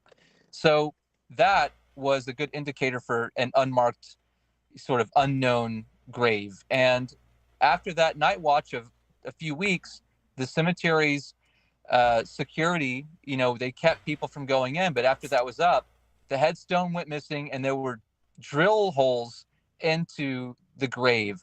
And so Jim had told me, when he asked the MUFON investigator there and the aviation writer for the Dallas Morning News who was investigating it, he said he thought it was the government who did it. And that would be a good way to try to take a core sample or something to find out what's going on without having to remove the entire body. But Jim, having known, and many people at the time having known exactly where it was, another headstone had been put into place eventually down the line. And now, after a few headstones had come and gone and people had been taking them, and about 2015, in much more recent times, a giant sort of boulder that was excavated in town, the city admin at the time thought it would be interesting to use that as the new grave marker, because someone can't just pick that up and take it off with it. So that is where the grave is now, or at least what it's thought to be. So people go there, they can readily identify it, and people leave trinkets, they leave all kinds of little fun ornaments and junk and stuff, and it's kind of a regularly visited place. And there's a historical marker that was put in 76 to talk about the history of the town as well as the legend. So it might really not be in the right place, but there's definitely something that's indicating that a grave is there and that something unknown may have been buried. But it is conventionally thought to be identified as the alien grave, and that's something that anyone can go to at any time now. Titan says, was the ship collected, and if so, by whom? That's a great question. So the original reports talk about the explosion scattering debris over several acres, which is really weird to think that would have been an enormous explosion. Mm-hmm. And in more recent times, investigations have shown that a molten state of metal had been embedded into trees and into the ground, and even at the gravesite. So I think that's one of the pros of something actually having happened. Now, the record shows that the debris was gathered, thrown down the well, which the well was connected to the water tower and the windmill. Now, the town likes to use this icon of a modern windmill in their city logo because it's iconic. People recognize it, but it might have been more like a derrick or a tower for the sump, to help kind of with the whole water well house. Mm-hmm. And this is also interesting from what you had mentioned earlier. There seems to be something about waterways that generate flow and energy that might be a cause of why some of these objects throughout history are going on a crash course, when we're told, if these are hyper intelligent entities from somewhere else in the universe, why would they succumb to some kind of clumsy crash? It doesn't really make sense, but something's happening. and the metal seems to have been gathered by the townsfolk, and a lot of it seems to be hauled off. And this would have been on like um, carts and buggies. You know, they didn't really have vehicles back then, so a lot of people talk about having trinkets of the metal kept, and that some of the metal had writing on it, and that some of this had been kept in shoe boxes throughout town, and some people have claimed to have still had it. Some has been sent out to be analyzed and has been found to contain zinc and aluminum, which aluminum was not widely available in 1897 in that area. It's an alloy. So it makes it wonder what's going on with this mystery metal and how that relates to some of the metamaterials and exotic metals of other more modern UFO crash cases, and what's being analyzed today, maybe by the government or other agencies behind closed doors. So the metal is a big component to validating the story, and I think that there could be something to that.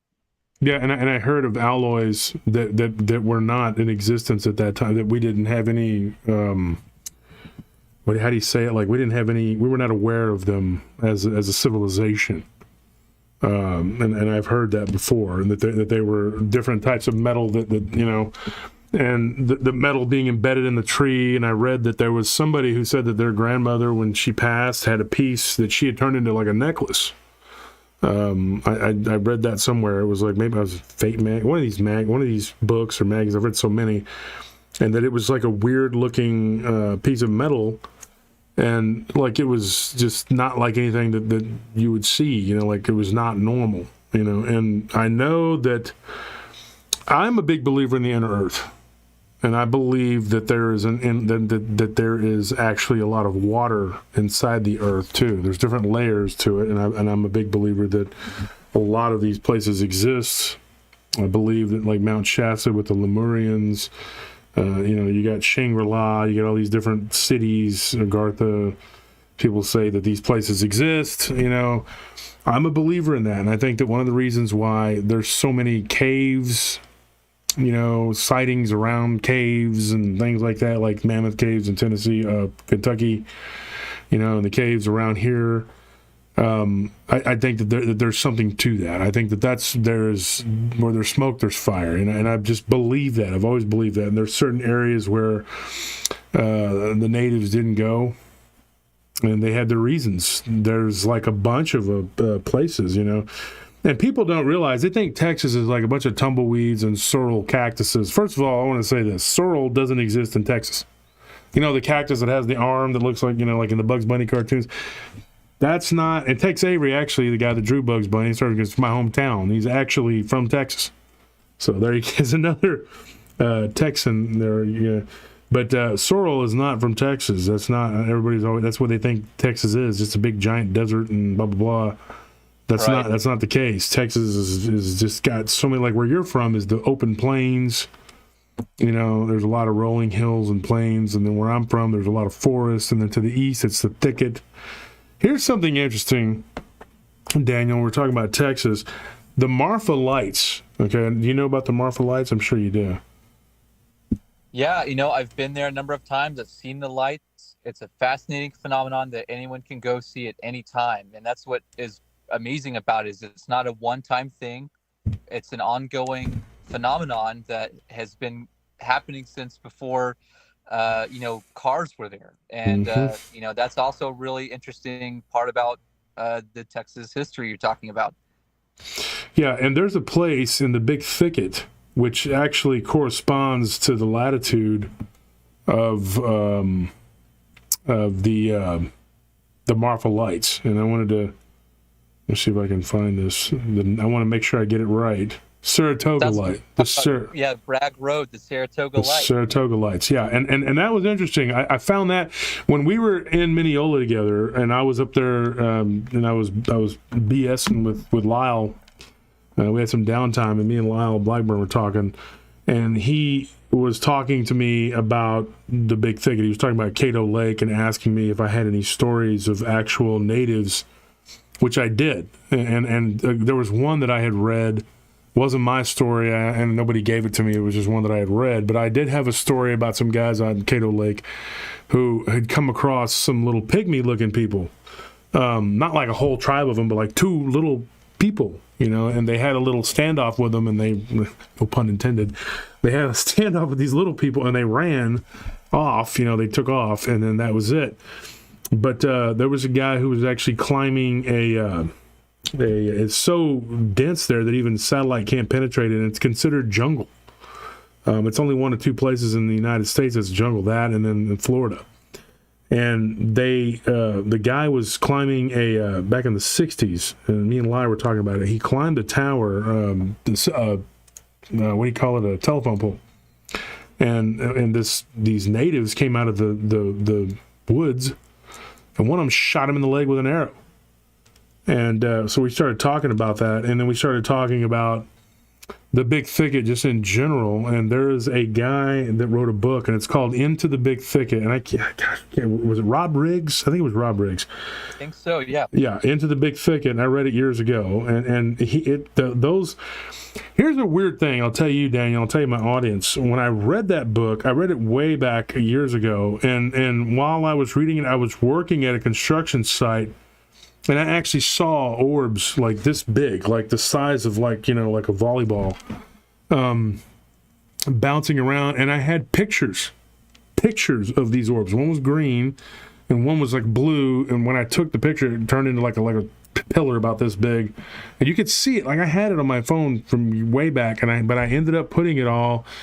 That phone got destroyed, but I had put them on an email address that no longer, it's like SB, was it SW, whatever, global.net. It doesn't even exist anymore. Yeah. So, yeah, SBC or whatever, SWB, whatever. So I have no way to retrieve those photos, but a lot of my friends and family saw these pictures, and in one of those pictures, there was two little faces. Look like little goblins, dude, and I didn't notice those faces until after I snapped the picture, and then I looked at it, and I was like, oh my gosh, what is that? But I just finished reading that book, and in that book, I think the author, who I think is Rob Riggs, he talks about the Saratoga Lights. Well, I've been to Marfa. My grandfather lived there, and I actually did a Dogman study there. A guy that was a friend of mine, Cosmo, who was his nickname, was a DJ, who had an encounter there with his girlfriend, and I talked about it on DER and subsequently on my show. So you have the Marfa Lights, and then you got some Dogman activity between there and Alpine, and then going out to Fort Davis, where the McDonald Observatory is. I've gotten Dogman reports. I've gotten weird reports of hyena-type creatures. There's a lot of UFO activity. When you go from there to Candelaria through Pinto Canyon, there's stories of these coyote-looking things that stand on their hind legs. My grandfather talked about when we were kids, and that people see Black Panthers all the time. And then you have the Marfa Lights. Well, I thought it was interesting when you look at the Marfa Lights and the Saratoga Lights, they correspond to each other on the map. And I thought, this is completely, I'm sure I'm not the first person to notice that. But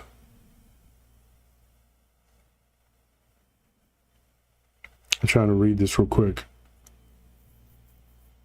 Yeah, and so they correspond a latitude. You at home can look it up, folks. Just look up Marfa and lights, the Saratoga Lights, and they are. I think it's a ley line. But what causes these ley lines and why they're there, we really don't know. But I think that if we studied the inner Earth, we could find out a lot about that. I really believe that, and I believe that a lot of these things come from the inner Earth. I think the LBL, where we're headed to. I think that these Dogman creatures that people see there and these Bigfoot creatures that people see there, I think they live, I think they're from the inner Earth. I really do. And I think that we would find a lot of, we're not going to unravel all the mysteries of the universe, but I think we could figure out a lot if we could figure out how to navigate the inner Earth. We would figure out that there's an entire civilization below our feet. And people go missing all the time. And it's like, well, they're nowhere on the Earth. Maybe they're not on the Earth. Maybe they're in the Earth. We thought the book of Job was very interesting because it talks about, Satan walking to and fro upon and within the Earth. I thought that's a very interesting passage. And it always troubled me because I was like, he was within the Earth. Like as a kid, I was like, he was walking around in the Earth, and so it kind of freaked me out. I saw some people right here earlier that were talking, and they were talking about Brenton saw one and his theories on in the Darrow, because he claimed to have seen one in the end from the inner Earth. It's where they're from. But if you had to put money on it, okay, do you think that this story is true? That's the first question. And the second question, coming off of that is, if it is to be believed that there was something that was buried in that cemetery, was it extraterrestrial, or was it interdimensional, or was it? I mean, was it subterranean? What do you think? Yeah, I think that there are a lot of really interesting ways that this is attempted to be explained, and lots of incredible parts of different people's perspective.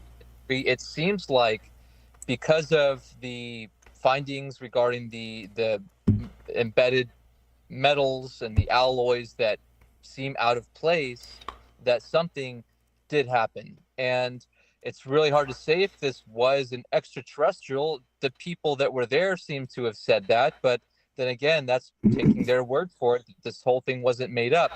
And I'd like to think that, that there are a lot of these other possibilities about subterranean civilizations, the Duros, the inner earth people, and whatever could be happening. And like you said, with all these other types of phenomena throughout even just the state of Texas, and all the different things that are going on in the areas that are concentrated with this activity. You mentioned the lights.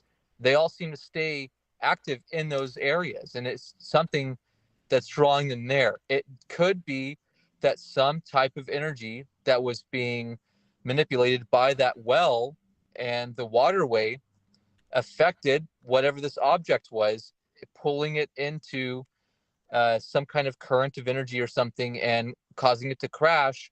And if this entity, which was either alien or from here but not a human, then it could very well have been, like you admit, where it's a being from the hollow earth or the inner earth. But these are all really awesome ideas. If I had to put money on it, I'd say it could be the whole thing was made up, and I don't like that reality. I'm very reluctant to say that, but I try to be level-headed, and I try to make sense of this in a way that I can look at all the different types of explanations that there are about this historic case. Again, after 125 years of this legend, it's hard to make sense of it when there are no living witnesses.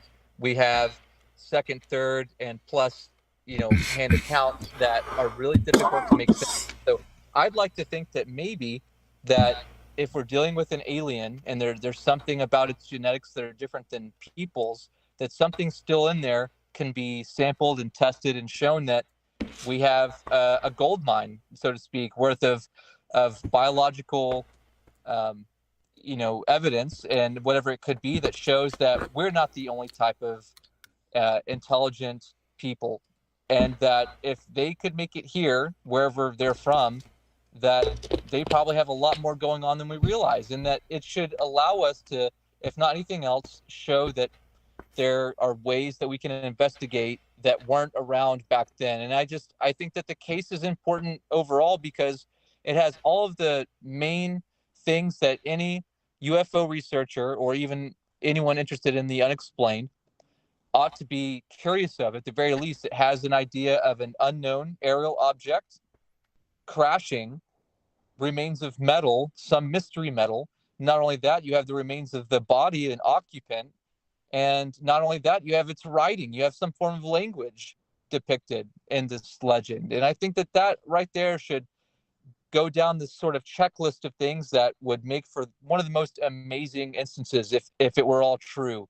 So it's hard to wager on some of these because a lot of it might be anecdotal, but a lot of the accounts and experiences that people describe, you have to go with what they say, and there's not really any other way to corroborate it. So it could be that we're dealing with a situation like that. I'm open-minded, and I'm open to the possibility of it having all been very real, but at the same time, all been very much a hoax. So I'd say that it's safe that it's something we all as investigators might have to put ourselves in that situation and just try to remain as neutral as we can until the evidence can be able to speak for itself. And that's where I am with it. And I think that that's a big part of my effort and chronicling the Aurora legend of 1897. And far this is your main area of expertise, like what you've studied but you've done Bigfoot research too, right? Yeah, I think that the fields of cryptozoology and ufology have a lot of crossover. There's a lot of correlations of data points that I think show that the phenomenon of these encounters, cryptids, and all of this type of experiences that people describe, it's all fascinating. And so I look at those issues as an investigative reporter doing field research, but I also am equally as interested in the communities of people who were involved with these subjects. As a work of anthropology, I do what I can to be involved in how they operate and the practices that they have, so I can better understand the viewpoints that they hold and the beliefs that they have as well, so that maybe we can try to find ways to understand and develop better models for what we're discovering in nature. Because the unexplained, to me, it can be many different things, whether it's issues of encountering strange entities or parapsychology and the frontier of consciousness, and all of these types of things to me are very interesting. And so I think that it either repels us back into the darkness or it propels us forward into a new standard of awareness in society. So I do the little that I can to make contributions and maybe trying to help elevate our awareness. And a lot of that I do media work for through events and through video production, and just try to be able to at least be open to understanding other people's points of view, have open discourse and dialogue like we're having now.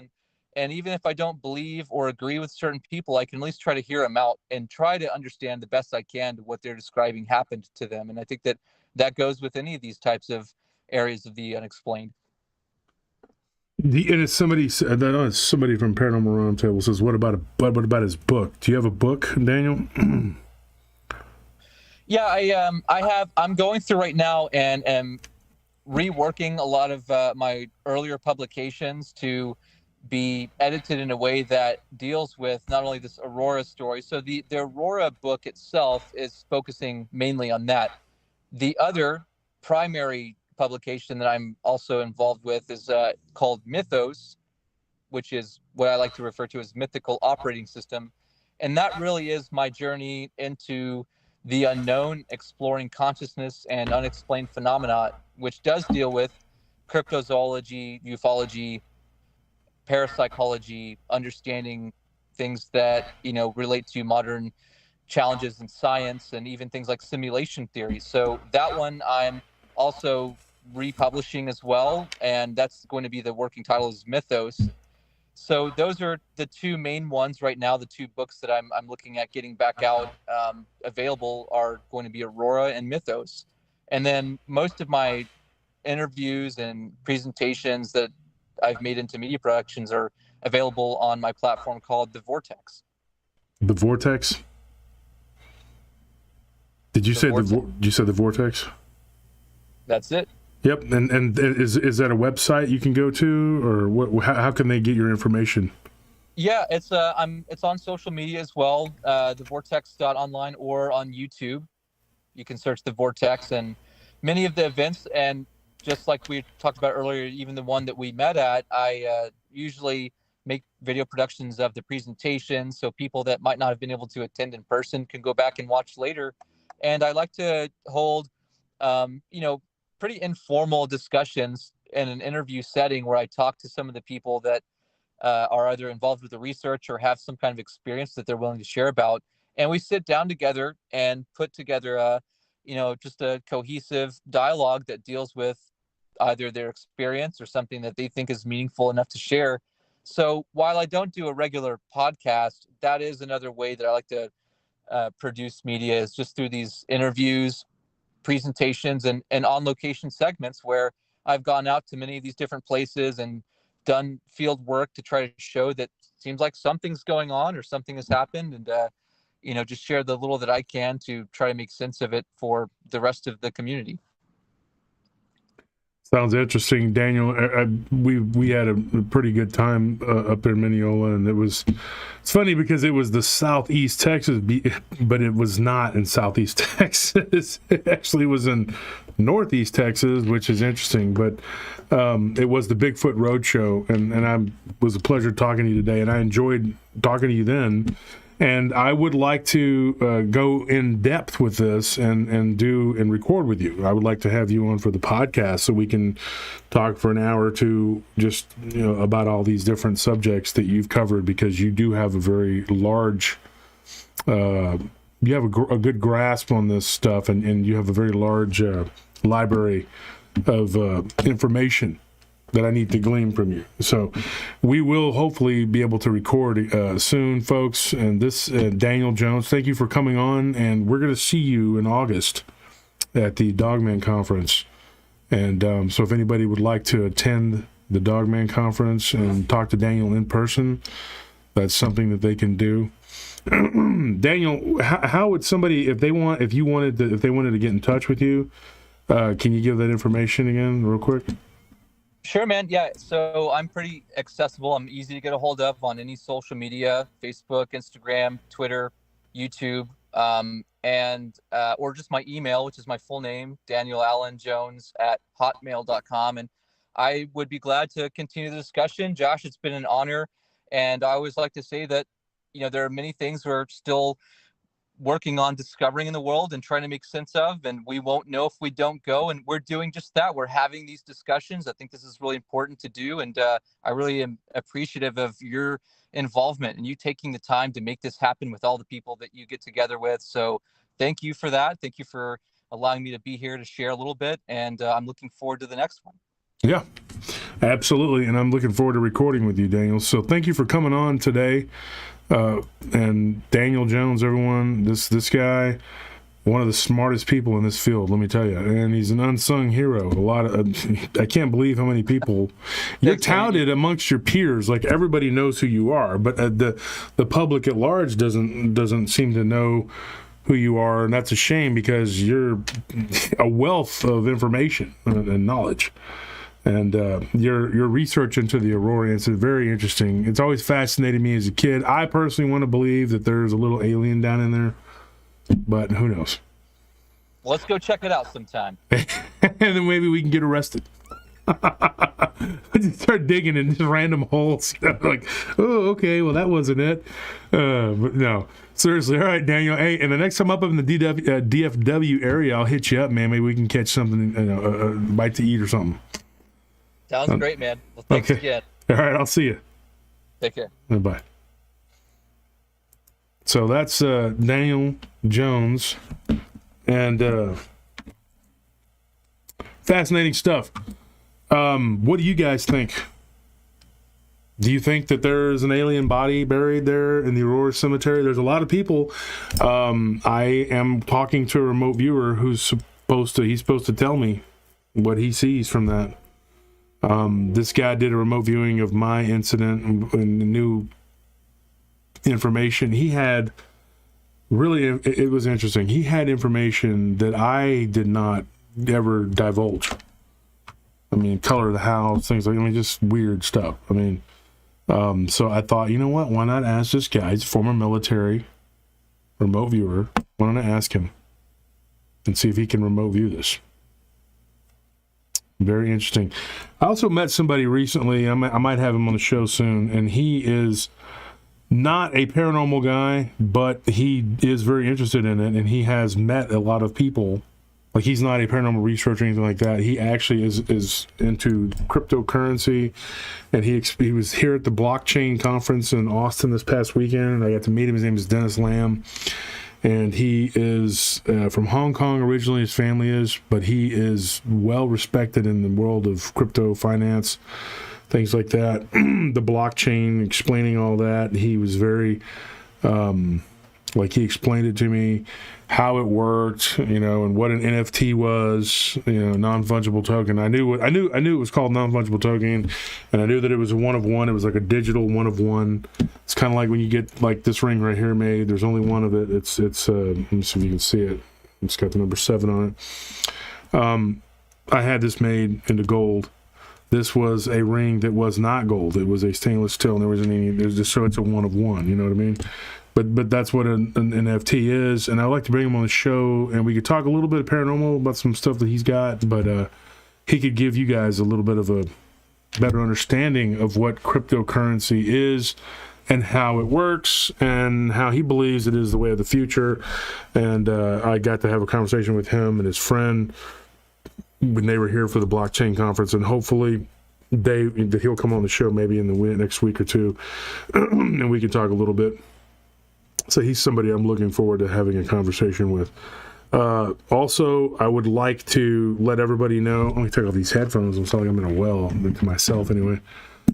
I'd like to let everybody know that the conference is on the 13th. If you have VIP tickets, of course, you show up on the 12th. But it's going to be a lot of fun, and we still have tickets left right there at the top over there.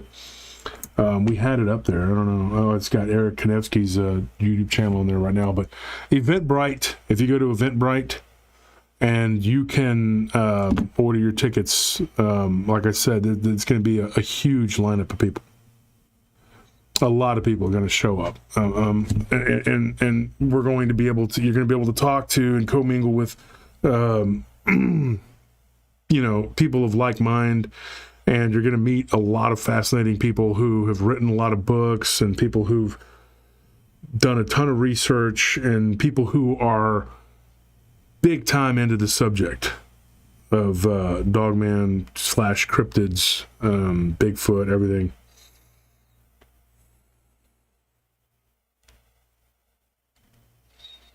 Grace W., thank you for that donation. Donations are greatly appreciated, especially right now, because we are trying to get the money together to get this conference done. Yeah, there it is. Paranormal Round Table, order conference tickets here. There you go. Another thing too, I was gonna say, like I just ordered some comic books from Barton, from his store. Well, I'd ordered them, from him, but he has a store called Comic Cellar, Cellar. It's on eBay. If you go to the Comic Cellar, he's got over 300 comic books on there listed at any given time, and anything you need, you can message him maybe and see if you can find what you're looking for. I just bought a bunch of Venom comics from him, and he's going to put together some Thor for me. Freaking gnat in here, it's bothering me. Austin has just become overrun with gnats.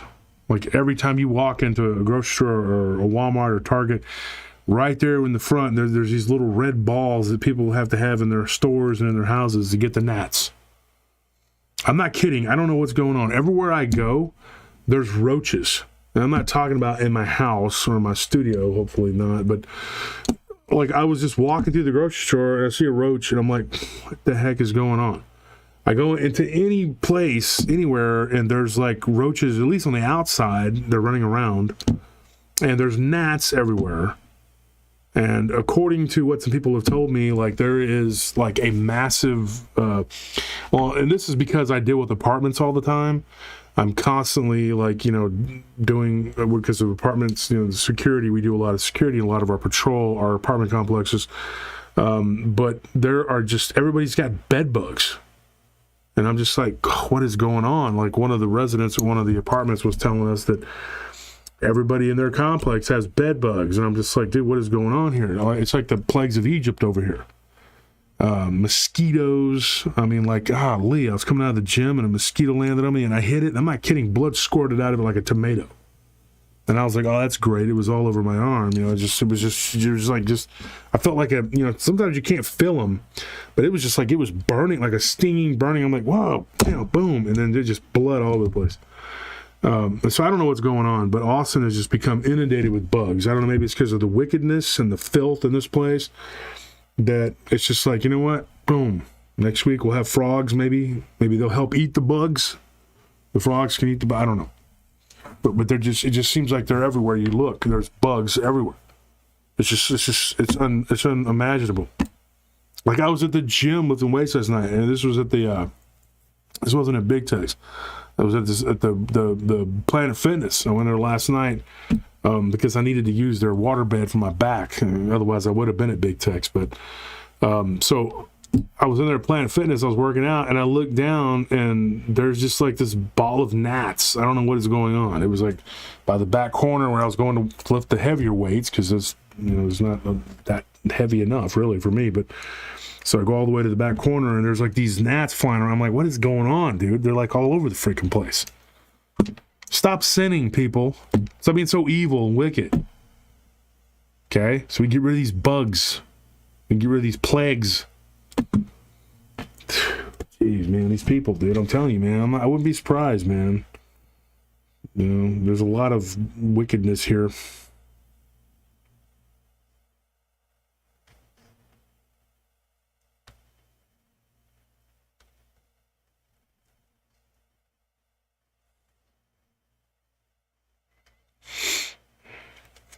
But so what I was saying earlier, before I go, I want to touch on this. I was talking about the Dogman that was seen, that was bent over roadkill, and when they drove by it, it looked like it was transparent. I've never heard anything like that, but like that road or that highway has stories of people seeing like this werewolf creature, and people have seen it looking transparent. Now you're going to say, hey, that doesn't make sense. If it's a transparent, spiritual, ethereal being, what's it doing eating roadkill? I mean, tell me that.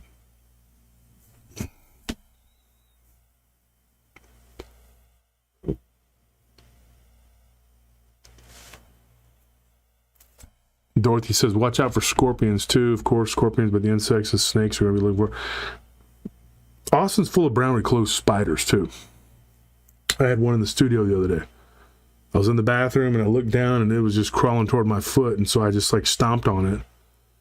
But I was like, geez, I mean, it was a pretty good sized one too, and it was fast, and I was like, it was a brown recluse. It was straight up, like necrotoxin. If it bites you, it will rot your flesh. And I've seen, go look up images of what a brown recluse does, of a brown recluse bite, what that thing does to you and what it'll do to your flesh. I mean, it is freaking gnarly, dude. Last night when I was walking by the H-E-B, walking in front of it, I guess, to go inside the store, they had a bunch of barbecue pits outside that they sell. And I see this webbing that was coming down from a tree branch down onto the barbecue pit, and it was so gnarly looking, and it was strong because it had the little small branch was kind of pulling down like that. Instantly recognized it. That's a black widow webbing.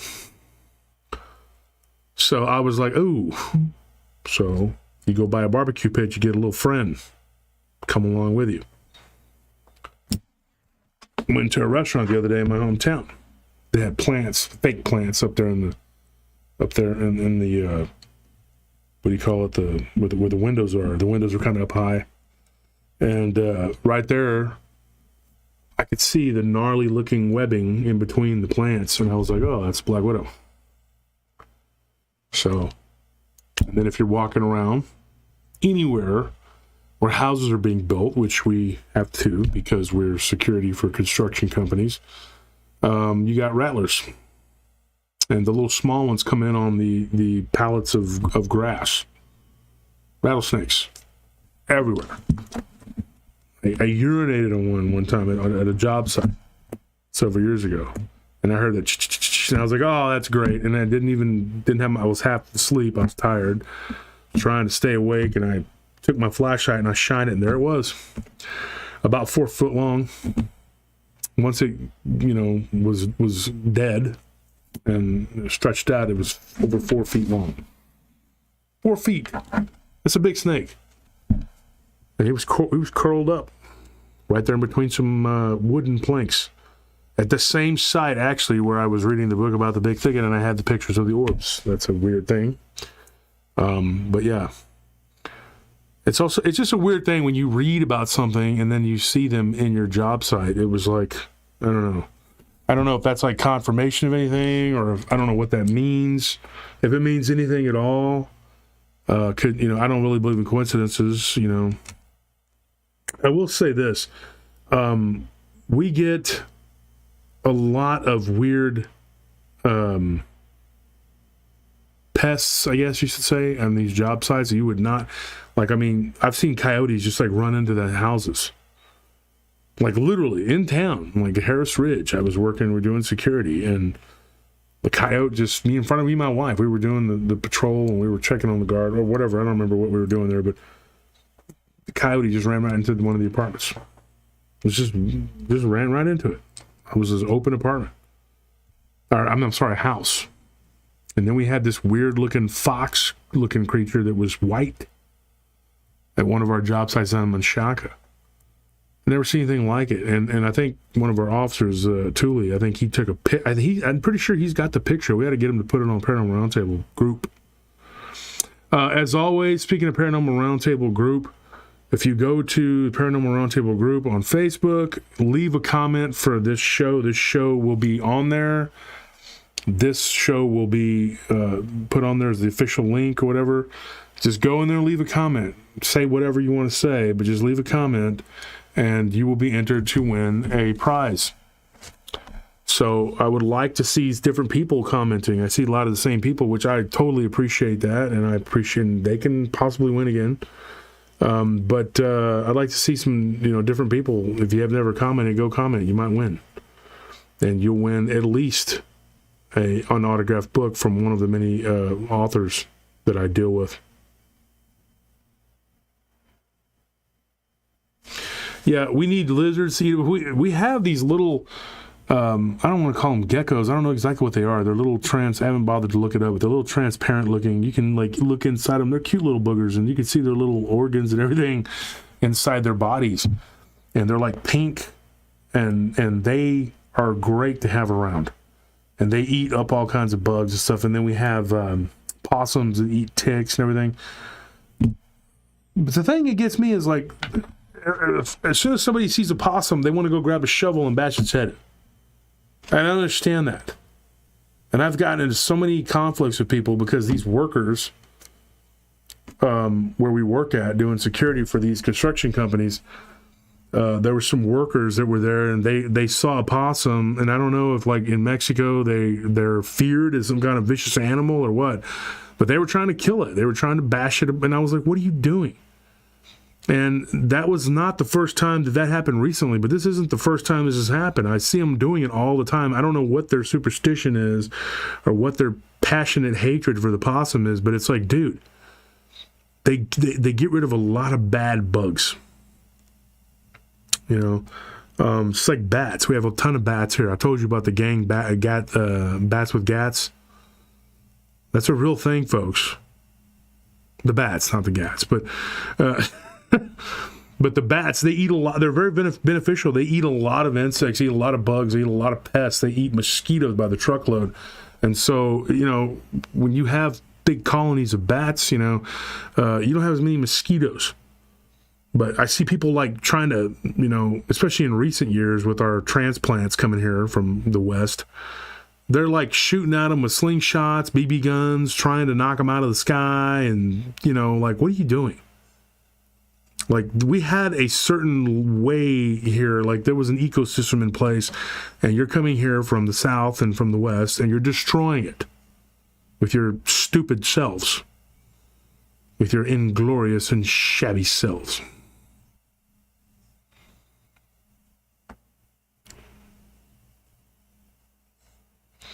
Okay, Atlas says opossum equals 6, another bad energy sign.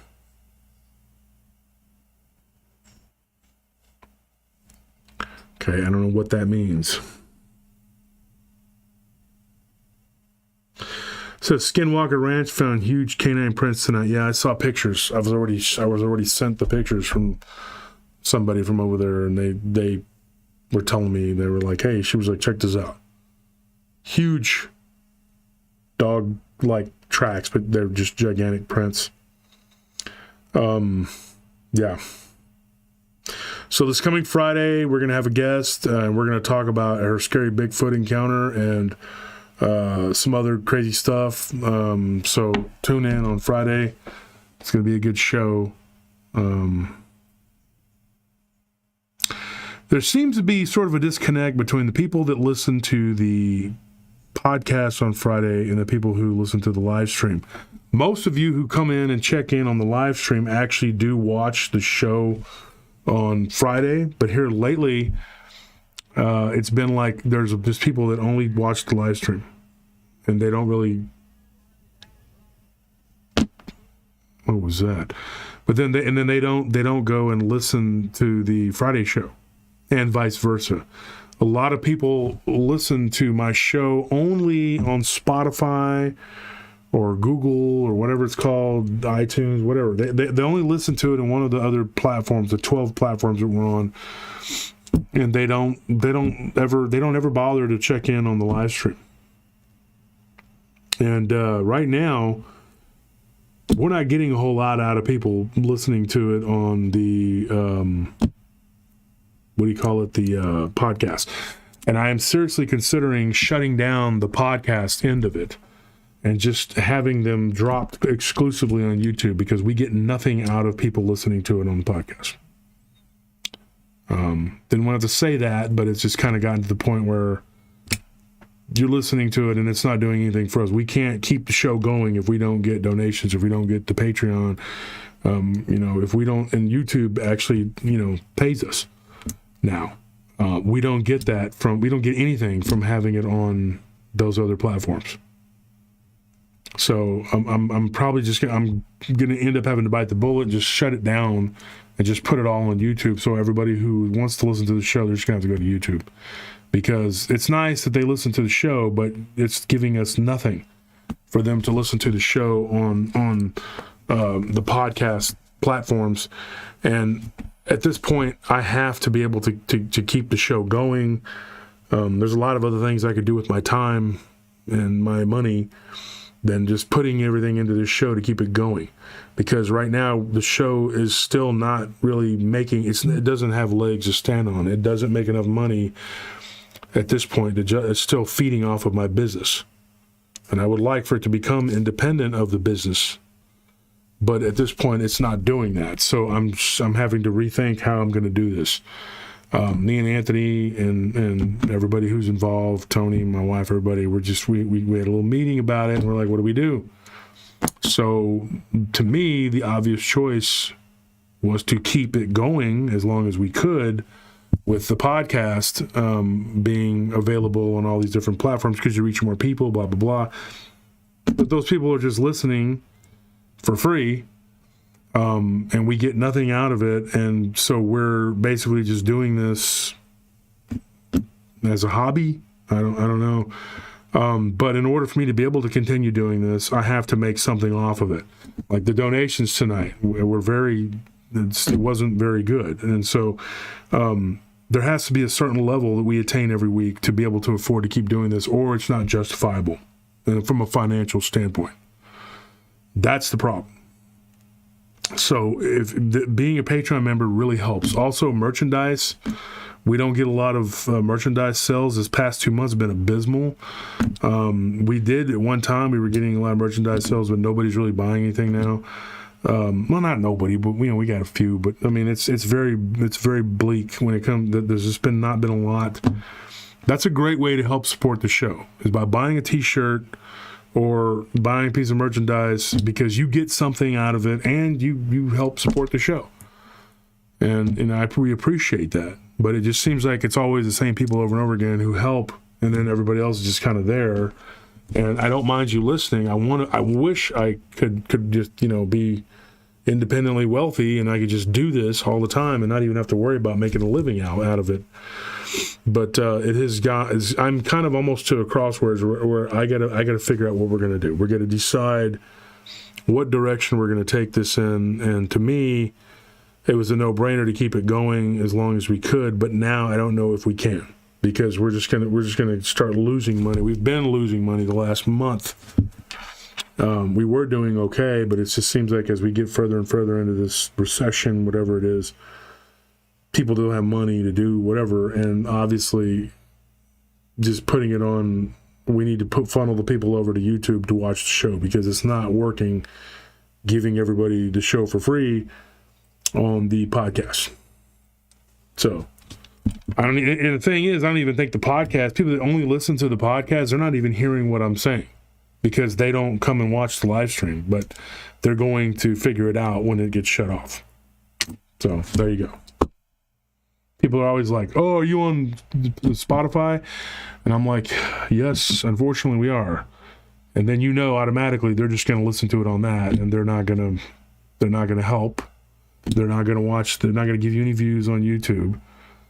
So it's kind of a double-edged sword. Like, I want them to listen to the show, and I want people to be able to hear the information, but we lose.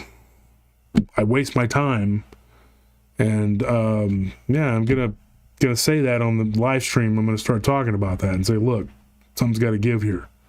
Okay, it's cool that you like the show and you're listening to it, but it's like a person makes an album and you just go and download it and they don't get anything out of it. I get it, because we're spending all of our time and money and effort and we're not getting anything from this. Does it make sense?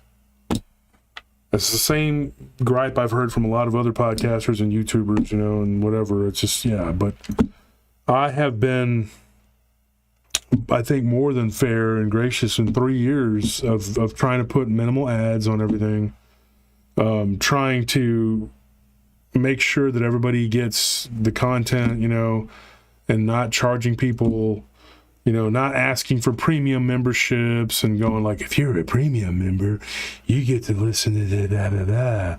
Like, Dip head over there, with his phony self. I mean, he's got the premium memberships and all that, and he sells shirts by the truckloads because everybody listens to the whatever. But there's a lot of people that are, they're doing very well with their channels, and we're just kind of doing okay. So keep it going for now, but at some point I'm going to have to figure out where we're going to be. Probably at the end of the summer I'll reevaluate it, and if we're not making a certain level of income to at least support the show, then the show's going to end. That's just going to be the way it is. That's pretty much it. So, sorry. Grace W says, times are tough. I wish I had more to give because I really live both shows. Gas prices, food is killing people. It is. Believe me, I know. And it's not something I want to do, but I'm going to have to start putting more time and energy and effort into my businesses that are making money. I like doing the show. I like Tuesdays with you guys. I love it. I like the podcast. And as long as I can afford to keep paying for the show to be done, I will do that. But by the end of the summer, if the money is to the point where it's like, whoa, I got to start scaling back, then that's what I'm going to do. And the first thing to go will be the podcast that we actually pay. We're actually paying to be on these other platforms, these 12 different platforms. And we were supposed to be getting some sort of reciprocation, like some sort of promos, that we could do and we could make money from, but then that's not happening. So it's just, to me, yeah, you will lose part of your audience, but what does it matter? That audience is not contributing in any way, in any meaningful way. And you guys are, because you're here watching the show on YouTube.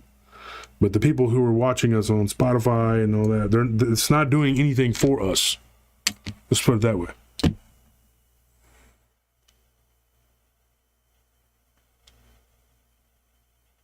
Magic Jim says, possums with their little babies riding on their back, fuzzy wuzzy cute. That's what I thought. My wife had like a pet possum that we were always feeding and giving her food. And my wife even named her over there at Row Lane when we were working there a few years ago. And then before our very eyes, a coyote ran up out of nowhere. I didn't even see where it came from. Sneaky little. I don't hate them as bad as I hate pigs, like hogs, but I despise them. They're just, nothing good follows them. And it just ran up and grabbed it right in front of my eyes, or my wife's eyes. My wife was brokenhearted. It shattered her. She was so distraught for like 2-3 weeks. She was just like inconsolable. Like, it was like Prissy, the possum, was eaten by a coyote right in front of her. So, and then this pack of coyotes chased some neighborhood dogs into our complex where we were doing security. And I had to go out there and confront the coyotes to get them to leave the tree line, because the dogs, they'd been running them. Obviously, those dogs were running ragged. There was about 10, 12 coyotes in that tree line. And these two dogs, they're like female shepherds, were just laying there on the ground. I mean, exhausted. We actually picked them up and put them in the back of our truck because they had been running from those coyotes. So I had to walk over to the tree line with a stick and some rocks and chase them away. And my wife thought I was very brave because there was a bunch of them, and I was like, I don't give a crap about these little... I'm not scared of coyotes at all. At all, period. I kicked one time, like 20 feet in the air. I didn't mean to. It was, I got to use the bathroom, and it was just running around because these job sites are wild. And I just saw something and kind of go by me. I think it was trying to get away, and I kicked him, and he went way up, and it was like end over end. And I'm just like, I handle dogs, dude, vicious dogs. I'm not afraid of dogs. They don't scare me. I just don't. I'm just not. They just don't scare me. Dogs, and I'm not scared of cougars either, dude. Like, I saw a cougar on the road one time. It wasn't full grown though. I got to say that. But it didn't scare me. I wasn't like, oh no, cougar. I'm 3-4 times the size of these animals. I don't give a crap about that. I mean, I'm pretty strong. I can probably, deadlift a truck. So why would I care about a cougar or a freaking wolf or whatever? I mean, a bear, that's different. Or a bull. Those are, shark. But this little dog and cat, and like, who cares? It's not a lion, But anyway.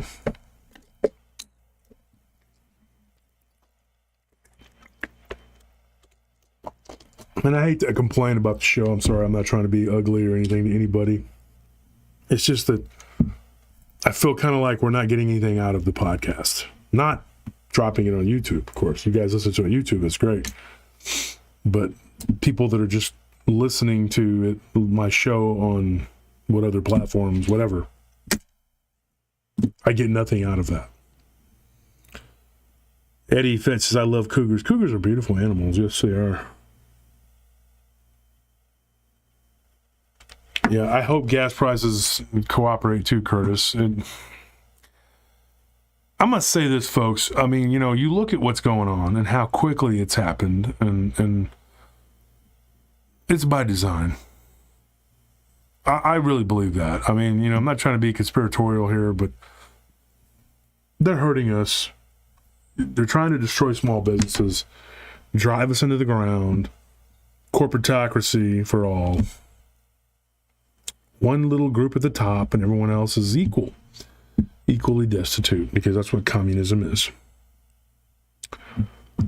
And it's a style from another country with a red flag, which, if you say anything about them, because they own half this country now, you can just might get in trouble. But it rhymes with Ina. And yeah, Spooky Chick says, drop the platforms you have to pay for and not giving anything in return. Yeah, that's what we're going to do. We're going to have to. I mean, it's just... But if you look at what's going on, go look at their country and look at the style of communism, and then look at what's happening here. Take a look and watch. There's certain corporations, companies that the state will work with. That's what they're doing here. If you're a major corporation like Amazon or, one of these big, Walmart, whatever, like China Mart. That's what I call them. I don't go to Walmart. I went in there one time in the last 6 months. I had to go in there. My wife needed something very important. I went in there. And there's not anything in there that's not from that country. Let me tell you something. Nothing. I challenge you to find one thing. Even the American flags are made over there. You think I'm joking? I'm not kidding. I mean, it's ridiculous.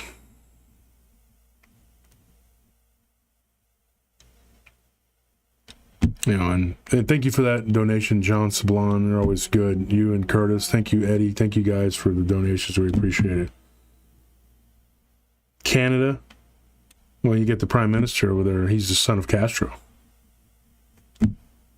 Go take a look.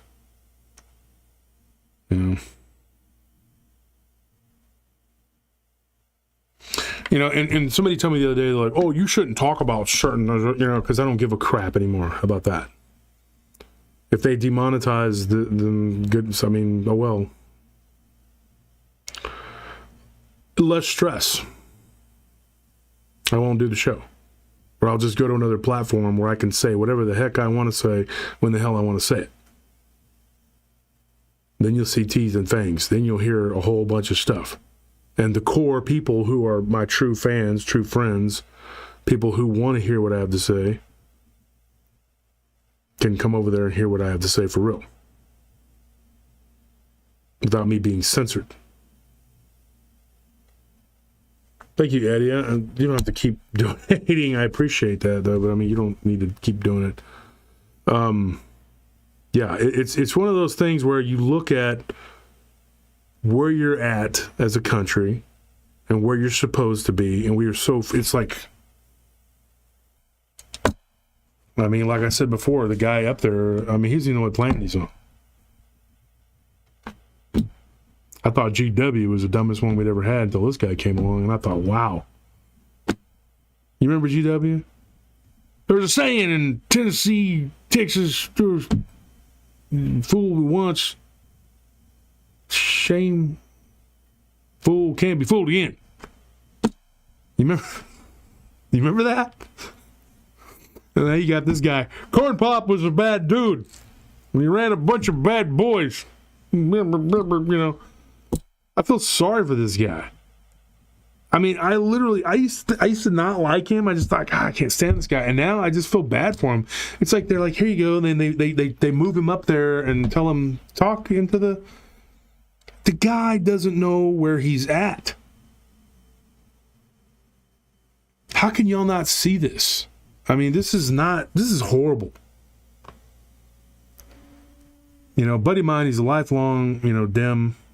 And I'm not a Dem I don't vote elephant or donkey. I'm not. I promise you, I don't vote. I don't. But is this not is this not disgusting? I mean, that this guy, and how can if you're on that side, how can you sit there and look at yourself in the mirror and be honest with yourself? Okay? You think this is normal? You think this is normal? Because the other guy, oh, you're fired. That guy, he said some meanie things or whatever, me poo poo caca head guy. Like The View. I can't believe some of the things he said. Well, I can't believe half the things you say. Whoopee. And then Joy Behar. I just can't understand. What you be thinking? Oh, God, just that woman gives me a headache to look at her speak. She popped up on my newsfeed the other day on my Facebook, and I was like, I had a headache from watching her talk. That's all I saw. And then I saw Whoopi. And I was just like, oh.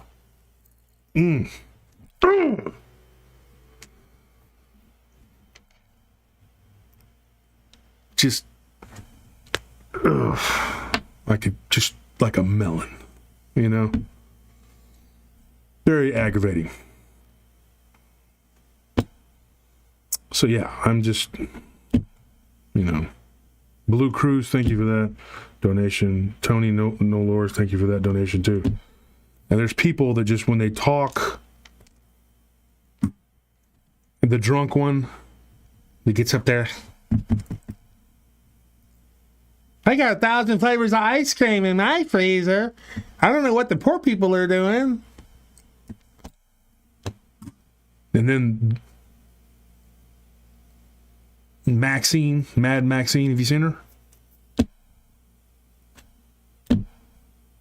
And you too, Lindsey Graham. Oh, goofball. John McCain, little turtle head. I don't like him even now he's gone. I still don't like him. Oh, it's a war hero. Oh, a war hero. You were a war hero? I think your time did something to you. To your brain. All of them. Disgusting. Just a bunch of garbage people. And then the one that represents her party with the big donkey teeth. Yeah. What's her name? AOC. I don't. This goopy kid that came out of nowhere and they put her in there. And now you got Beto, the fake Mexican. He's not even. What is this, dude? Do you think you're fooling somebody? If you're a Latino, if you're a Mexican, and I wasn't actually half. I'm just a straight up Willu. I'm a straight up white guy. And I came to you and I said, "Hey guys, my name is Josue Pablo Turner." What? Excuse me? Yes, I am as Mexican as you. I like the tequila, and I drink jalapeno juice, and I like agave. Bang, bang, bang. Big pachanga. I wear a sombrero and whatever the heck else I can do to culturally appropriate. Oh, okay. Yeah, you're one of us. Yeah. Mm-hmm. Josue Pablo Turner. No. That doesn't make you Mexican because you call yourself Beto. Okay? You Beto believe that you're just a phony. Okay? You're a disgusting, vile piece of crap. What you are. Like I said, I don't give a crap. This ends today. More rest for me. I can just focus on my work. Because pretty soon, we're not going to have a voice to say any damn thing. Because if you tell the truth in any shape or form, oh, you're demonetized. You're out the door. You're done. Blah, blah, blah. You're not going to be elected. Because you know why? Because we're being censored left and right. So people are go, oh, I don't want to say anything. I won't be popular anymore. Who cares? Truth is the truth. Now, I'm not too pleased with our governor 100% because I think that just doing this anything goes open carry thing, I think it was like there should have been more strictures in place. I will say that. Okay? Otherwise, I think Abbott's doing a good job, but I don't like, I think that we shouldn't be able to just walk in there, you know, and just, you know, buy with this kid if that's really what happened. I mean, you know. And then somebody said, oh, he was, he wasn't a transsexual. Nobody ever said he was. He said he was a cross-dresser. He was a transvestite. It's a difference. He wasn't an immigrant. We know that. He's Mexican-American. Stop playing games. Okay, let's just call a spade a spade. Okay? There's brain damage on both sides that's not being addressed. All right? The only thing I ever liked about our former president was that the media hated him. And I knew that whatever the media hated was probably better than the alternative. I didn't vote for the guy. I dang sure didn't vote for Hillary. But I can tell you this. The economy ran good, didn't it? I didn't have a lot of hope for him. I was kind of like, this dude, I hated him on that show. You're fired. You're fired. Couldn't stand him. I honestly thought, just like, what is happening here when our choices are the Wicked Witch of the world or the egomaniac? and we got the egomaniac, but then I was like, well, we'll see what happens. I didn't vote for either one of them, but he actually made the trains run, and material got to where it needed to be. Ships were where they're supposed to be. And the election was kind of, and I thought, this isn't correct. I still don't. Now you got this. Let me explain something to you. Somebody told me the other day, they were just so, just couldn't understand. This is a family member, very close to me. I love her to death. But she's an idiot. Could not wrap her mind around why Amador would not congratulate the new guy. It's very simple. When Trump was in office, he didn't actually put up a wall and stop people from coming in. That's not how it worked. What he did was they built 2,500 maquiladores down in Mexico. Him and Amador had a deal. Trump pulled all of the... He put a huge tariff on China, and he took them out of the equation. He pulled the industry and he says, we're going to give it to our neighbors. And they gave Mexico a huge chunk of our we started buying imports from them. Makes sense. Why not? And the Mexican people stay there. They don't need to come up here looking for jobs because there's bunches of jobs down there. So they built a bunch of them, and they had planned on building more. But when he lost, Amador was like, okay. So China Joe gets in there, and what does he do? You guessed it. Everything, right back to China. And Mexico is just kind of standing there holding themselves going like, what just happened? So, of course, he's not going to be all like, yay, yay! The new guy, the moron is in, yay! Of course, he's not going to be all happy about it. Use common sense, dude. I mean, think about this. Why was he the last elected official from any country to congratulate him? People were like, Trump was so racist. He hated Mexicans. And blah, blah, blah. No. That's what they said. There was all this talk about all these things he said, but you could never find what he really said. They just said he said it. And then Amador was criticized brutally in the press because he didn't go and kiss this new dude's butt. You wouldn't either if you knew what was coming, which he did. So that's my take on it. I think that the Clintons and the Bushes had a stranglehold on the presidency, and they thought it was their birthright to stuff as many of them as they could in there. We already suffered through 2 Bushes, and Bush Daddy was already a villain from back when Reagan was in office. He was kind of like Cheney was to his son. Don't go hunting with that guy. Break, dude. Anyway. That's my take. Beto. I don't even say Beto, because that's what he wants you to do is say Beto, like he's fooling somebody. Beto can kiss my ass, dude.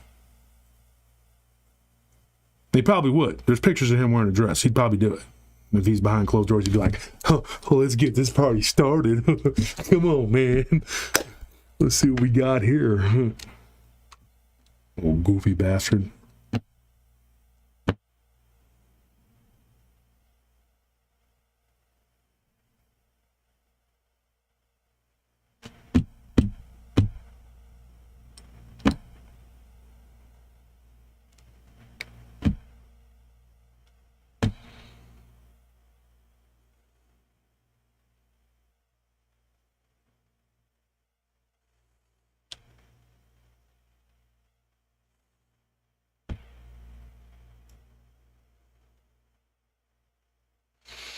Yeah, one spooky chick, 47 executive orders, believe me.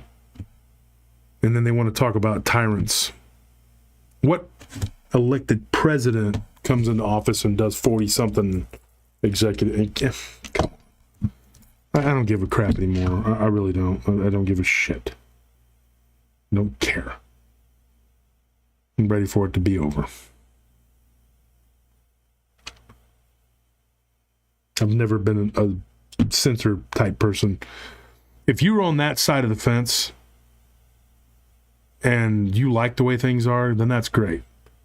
You can say whatever you want because the people who are running these platforms think like you.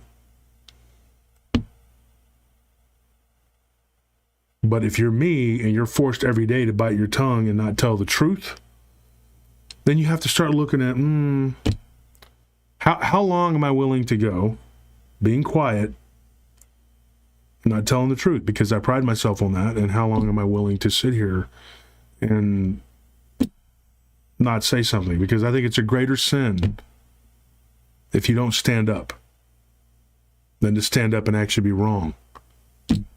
Because you don't really know. You didn't know you were, but if you sit there and you know what's right and wrong and you just sit there and you don't say nothing. Now, I don't mean getting on Facebook and talking about it, because there's a couple of my friends on the left and the right. There's two of them in particular who are just ad nauseum with the politics, dude, on both sides. And I'm like, we cool it, dude. I don't want to open up Facebook or whatever every day and just see that. Okay? And I like both of them, but they're just constantly spouting off their political bias. That's not me. But I do have an opinion. People have asked me many times what I think, and I don't think that either side is good. I think we need to get away from the left-right paradigm because that's not working. When I started doing this, there were two people who were kind of like the powers in the Dogman community. I would say Vic Cundiff is the number one and Dark Waters is number two. Some can make an argument for Jeff Nadolny, but a lot of people don't look at him. I don't know. I rose up as the third power. Is that fair to say? Not even my own words. Somebody else told me that. That was their observation. There needs to be a third power in all of this. When there are only two teams that are worth the crap and they battle it out every year for the title, it starts to make everything else stale, because you're just like, all that matters is what these two teams do. So you have to have a third power that rises up to do something, to change things.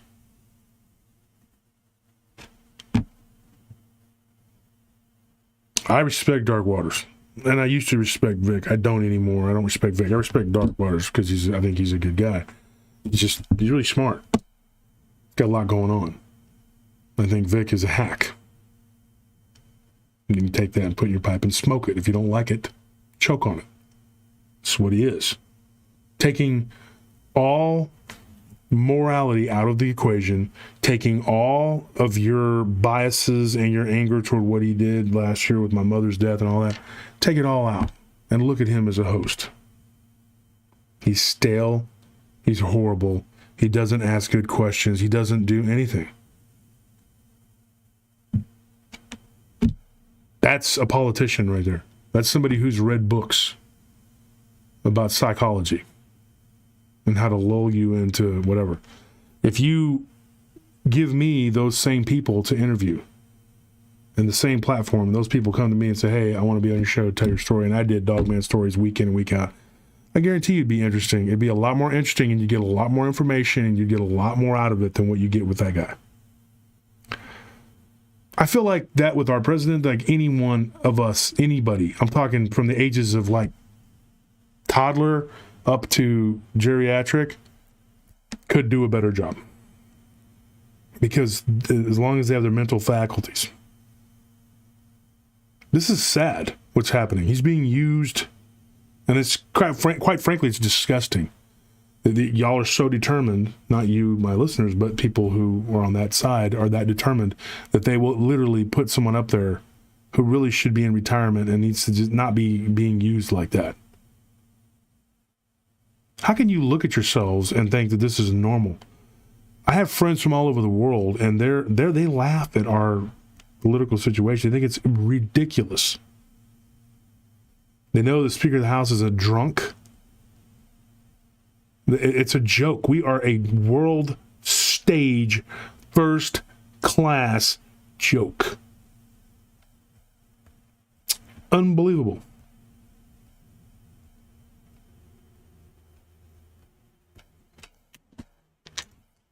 And then look at the little turd that is like what this person just said.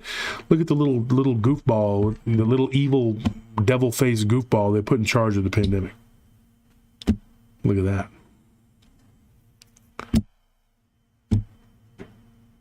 It's crazy.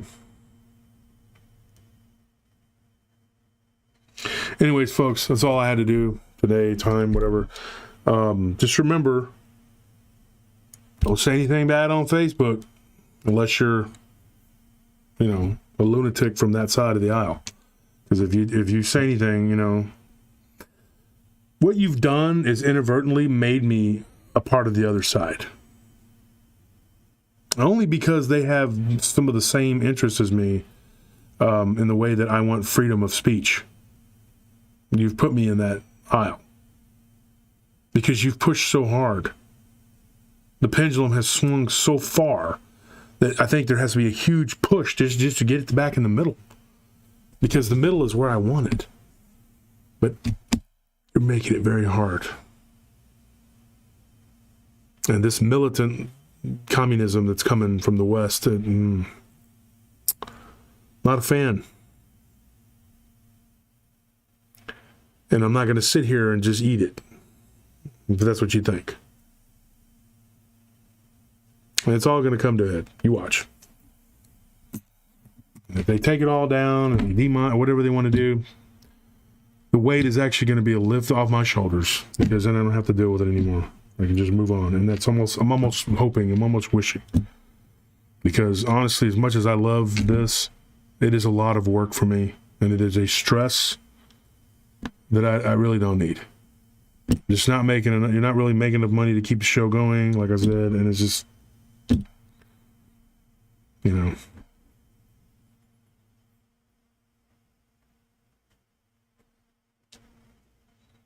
All right, folks.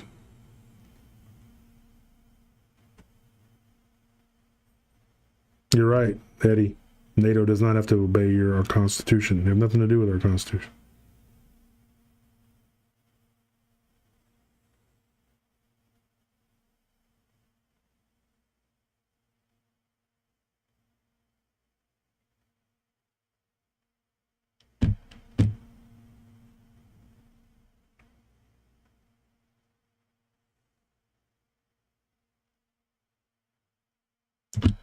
Blue Cruise says both major parties are splintered into smaller parties from my viewpoint. I don't know.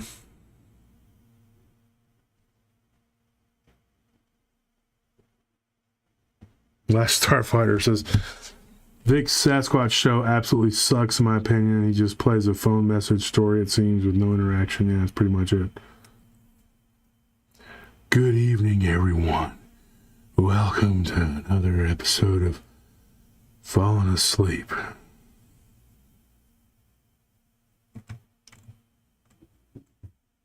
I mean, if that's your that's your only source of income, I can totally understand just sitting back and enjoying the ride and not taking a stand on anything, never saying anything, just hoping for the best.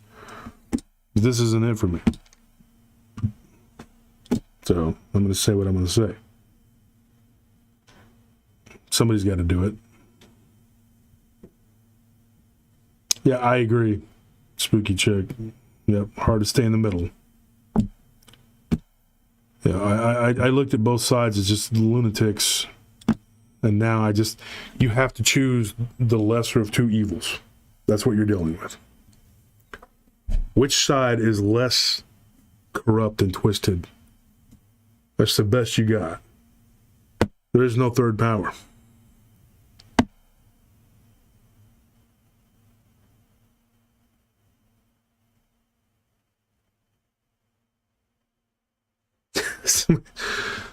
Those are my stories. Me and Josh Nokio. It says, what are you frustrated about? Don't worry about it. You weren't paying attention. All right. There's going to be somebody talking What are you frustrated about? What do you think I'm frustrated about? Are you that dense? You think you're trying to just shut up, okay?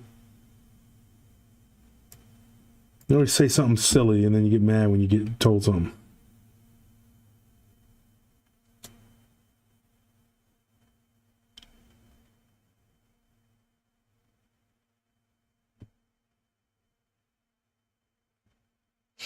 Yep.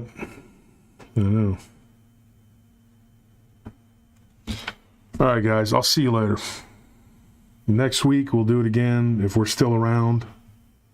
But if we get shut down, don't be surprised. And you know why. Because we said things that were true. And then it's time for me to get my lawyer.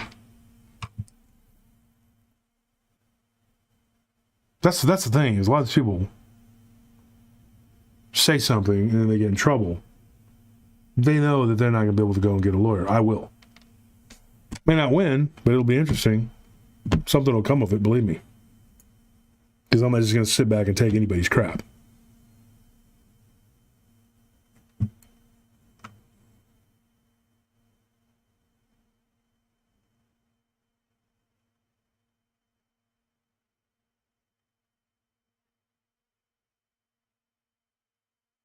Austin Berry, if you want a lamp, just what you can do is just hit me up on Facebook.